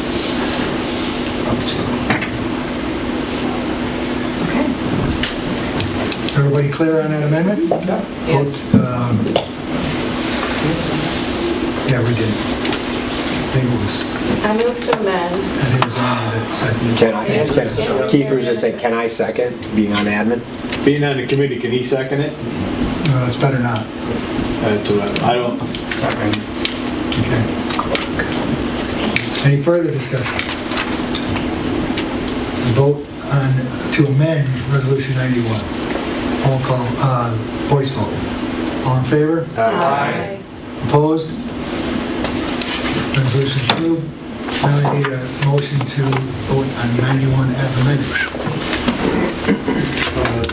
Second? Second. Discussion? Roll call vote. Frazier? No. Farwell? Aye. Brockway? Aye. Stammel? No. Kennedy? yes. O'Bracker? Aye. Bliss?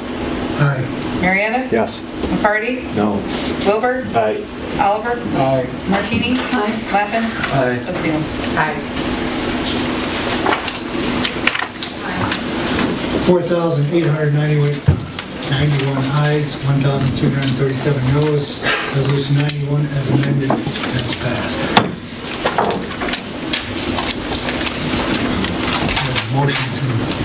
Motion to take resolution number 55 of 2020 off the table. Second? Second. All in favor? Aye. Opposed? Okay. Approved? Discussion. Now, I would like to propose amending the language in the third whereas. The county now wishes to increase its occupancy tax from 4% to 6% to help pay for tourism-related expenses. The county attorney and I conferred on this and came up with some language that she wrote down, and I did not, so. The proposed language was to say, after 6%, to pay for highway and other infrastructure-related expenses. And that would be the amendment. Second. Any other discussion? Yeah, so that's still in the whereas, but if nothing's being added to the resolved portion, is it really doing anything? So what we're asking for right now is a home rule to increase the 6%, and the state law that gives the board the authority to impose the tax, which is subject to their approval, only says that it's, tourism activities for a certain amount of money, and then the county can do whatever they want with the other part of the money. So I wouldn't want to ask the state to impose that in the state law, but you could change the local law, which we will have to do next. In other words, after a home rule says we can do this, then we have to go back to the local law. And at that point is when you want to add in the highway and other infrastructure. So right now, we're just justifying asking for a permission slip To increase to 6%, right?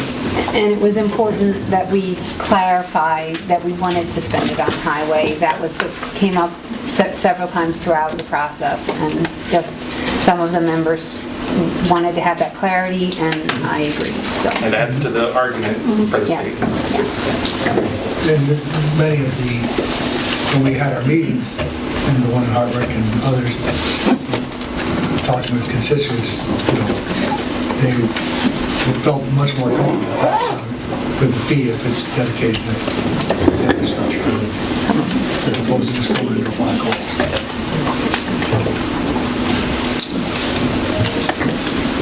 Any further questions or comments? So, a voice vote on 55 as amended.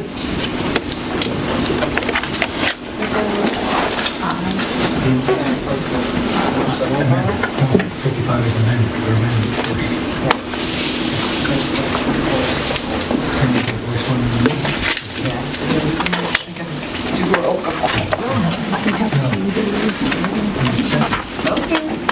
Everybody's clear on the amendment?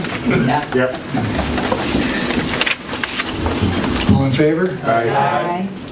Opposed? Approved. Now we will vote on resolution 55 as amended. This one. Frazier? Aye. Barwell? Aye. Brockway? Aye. Stammel? Aye. Kennedy? Aye. Overacker? Aye. Bliss? Aye. Marietta? Yes. McCarty? Aye. Wilbur? Aye. Oliver? Aye. Martini? Aye. Lappin? Aye. Lucille? Aye. 6,228 ayes, 0 noes. Resolution 55 as amended is passed.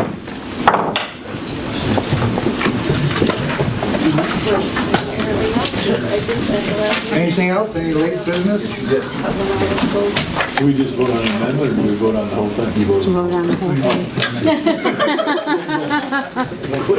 Oh, my goodness. Tell on the- Yeah. It has been a while since I said that.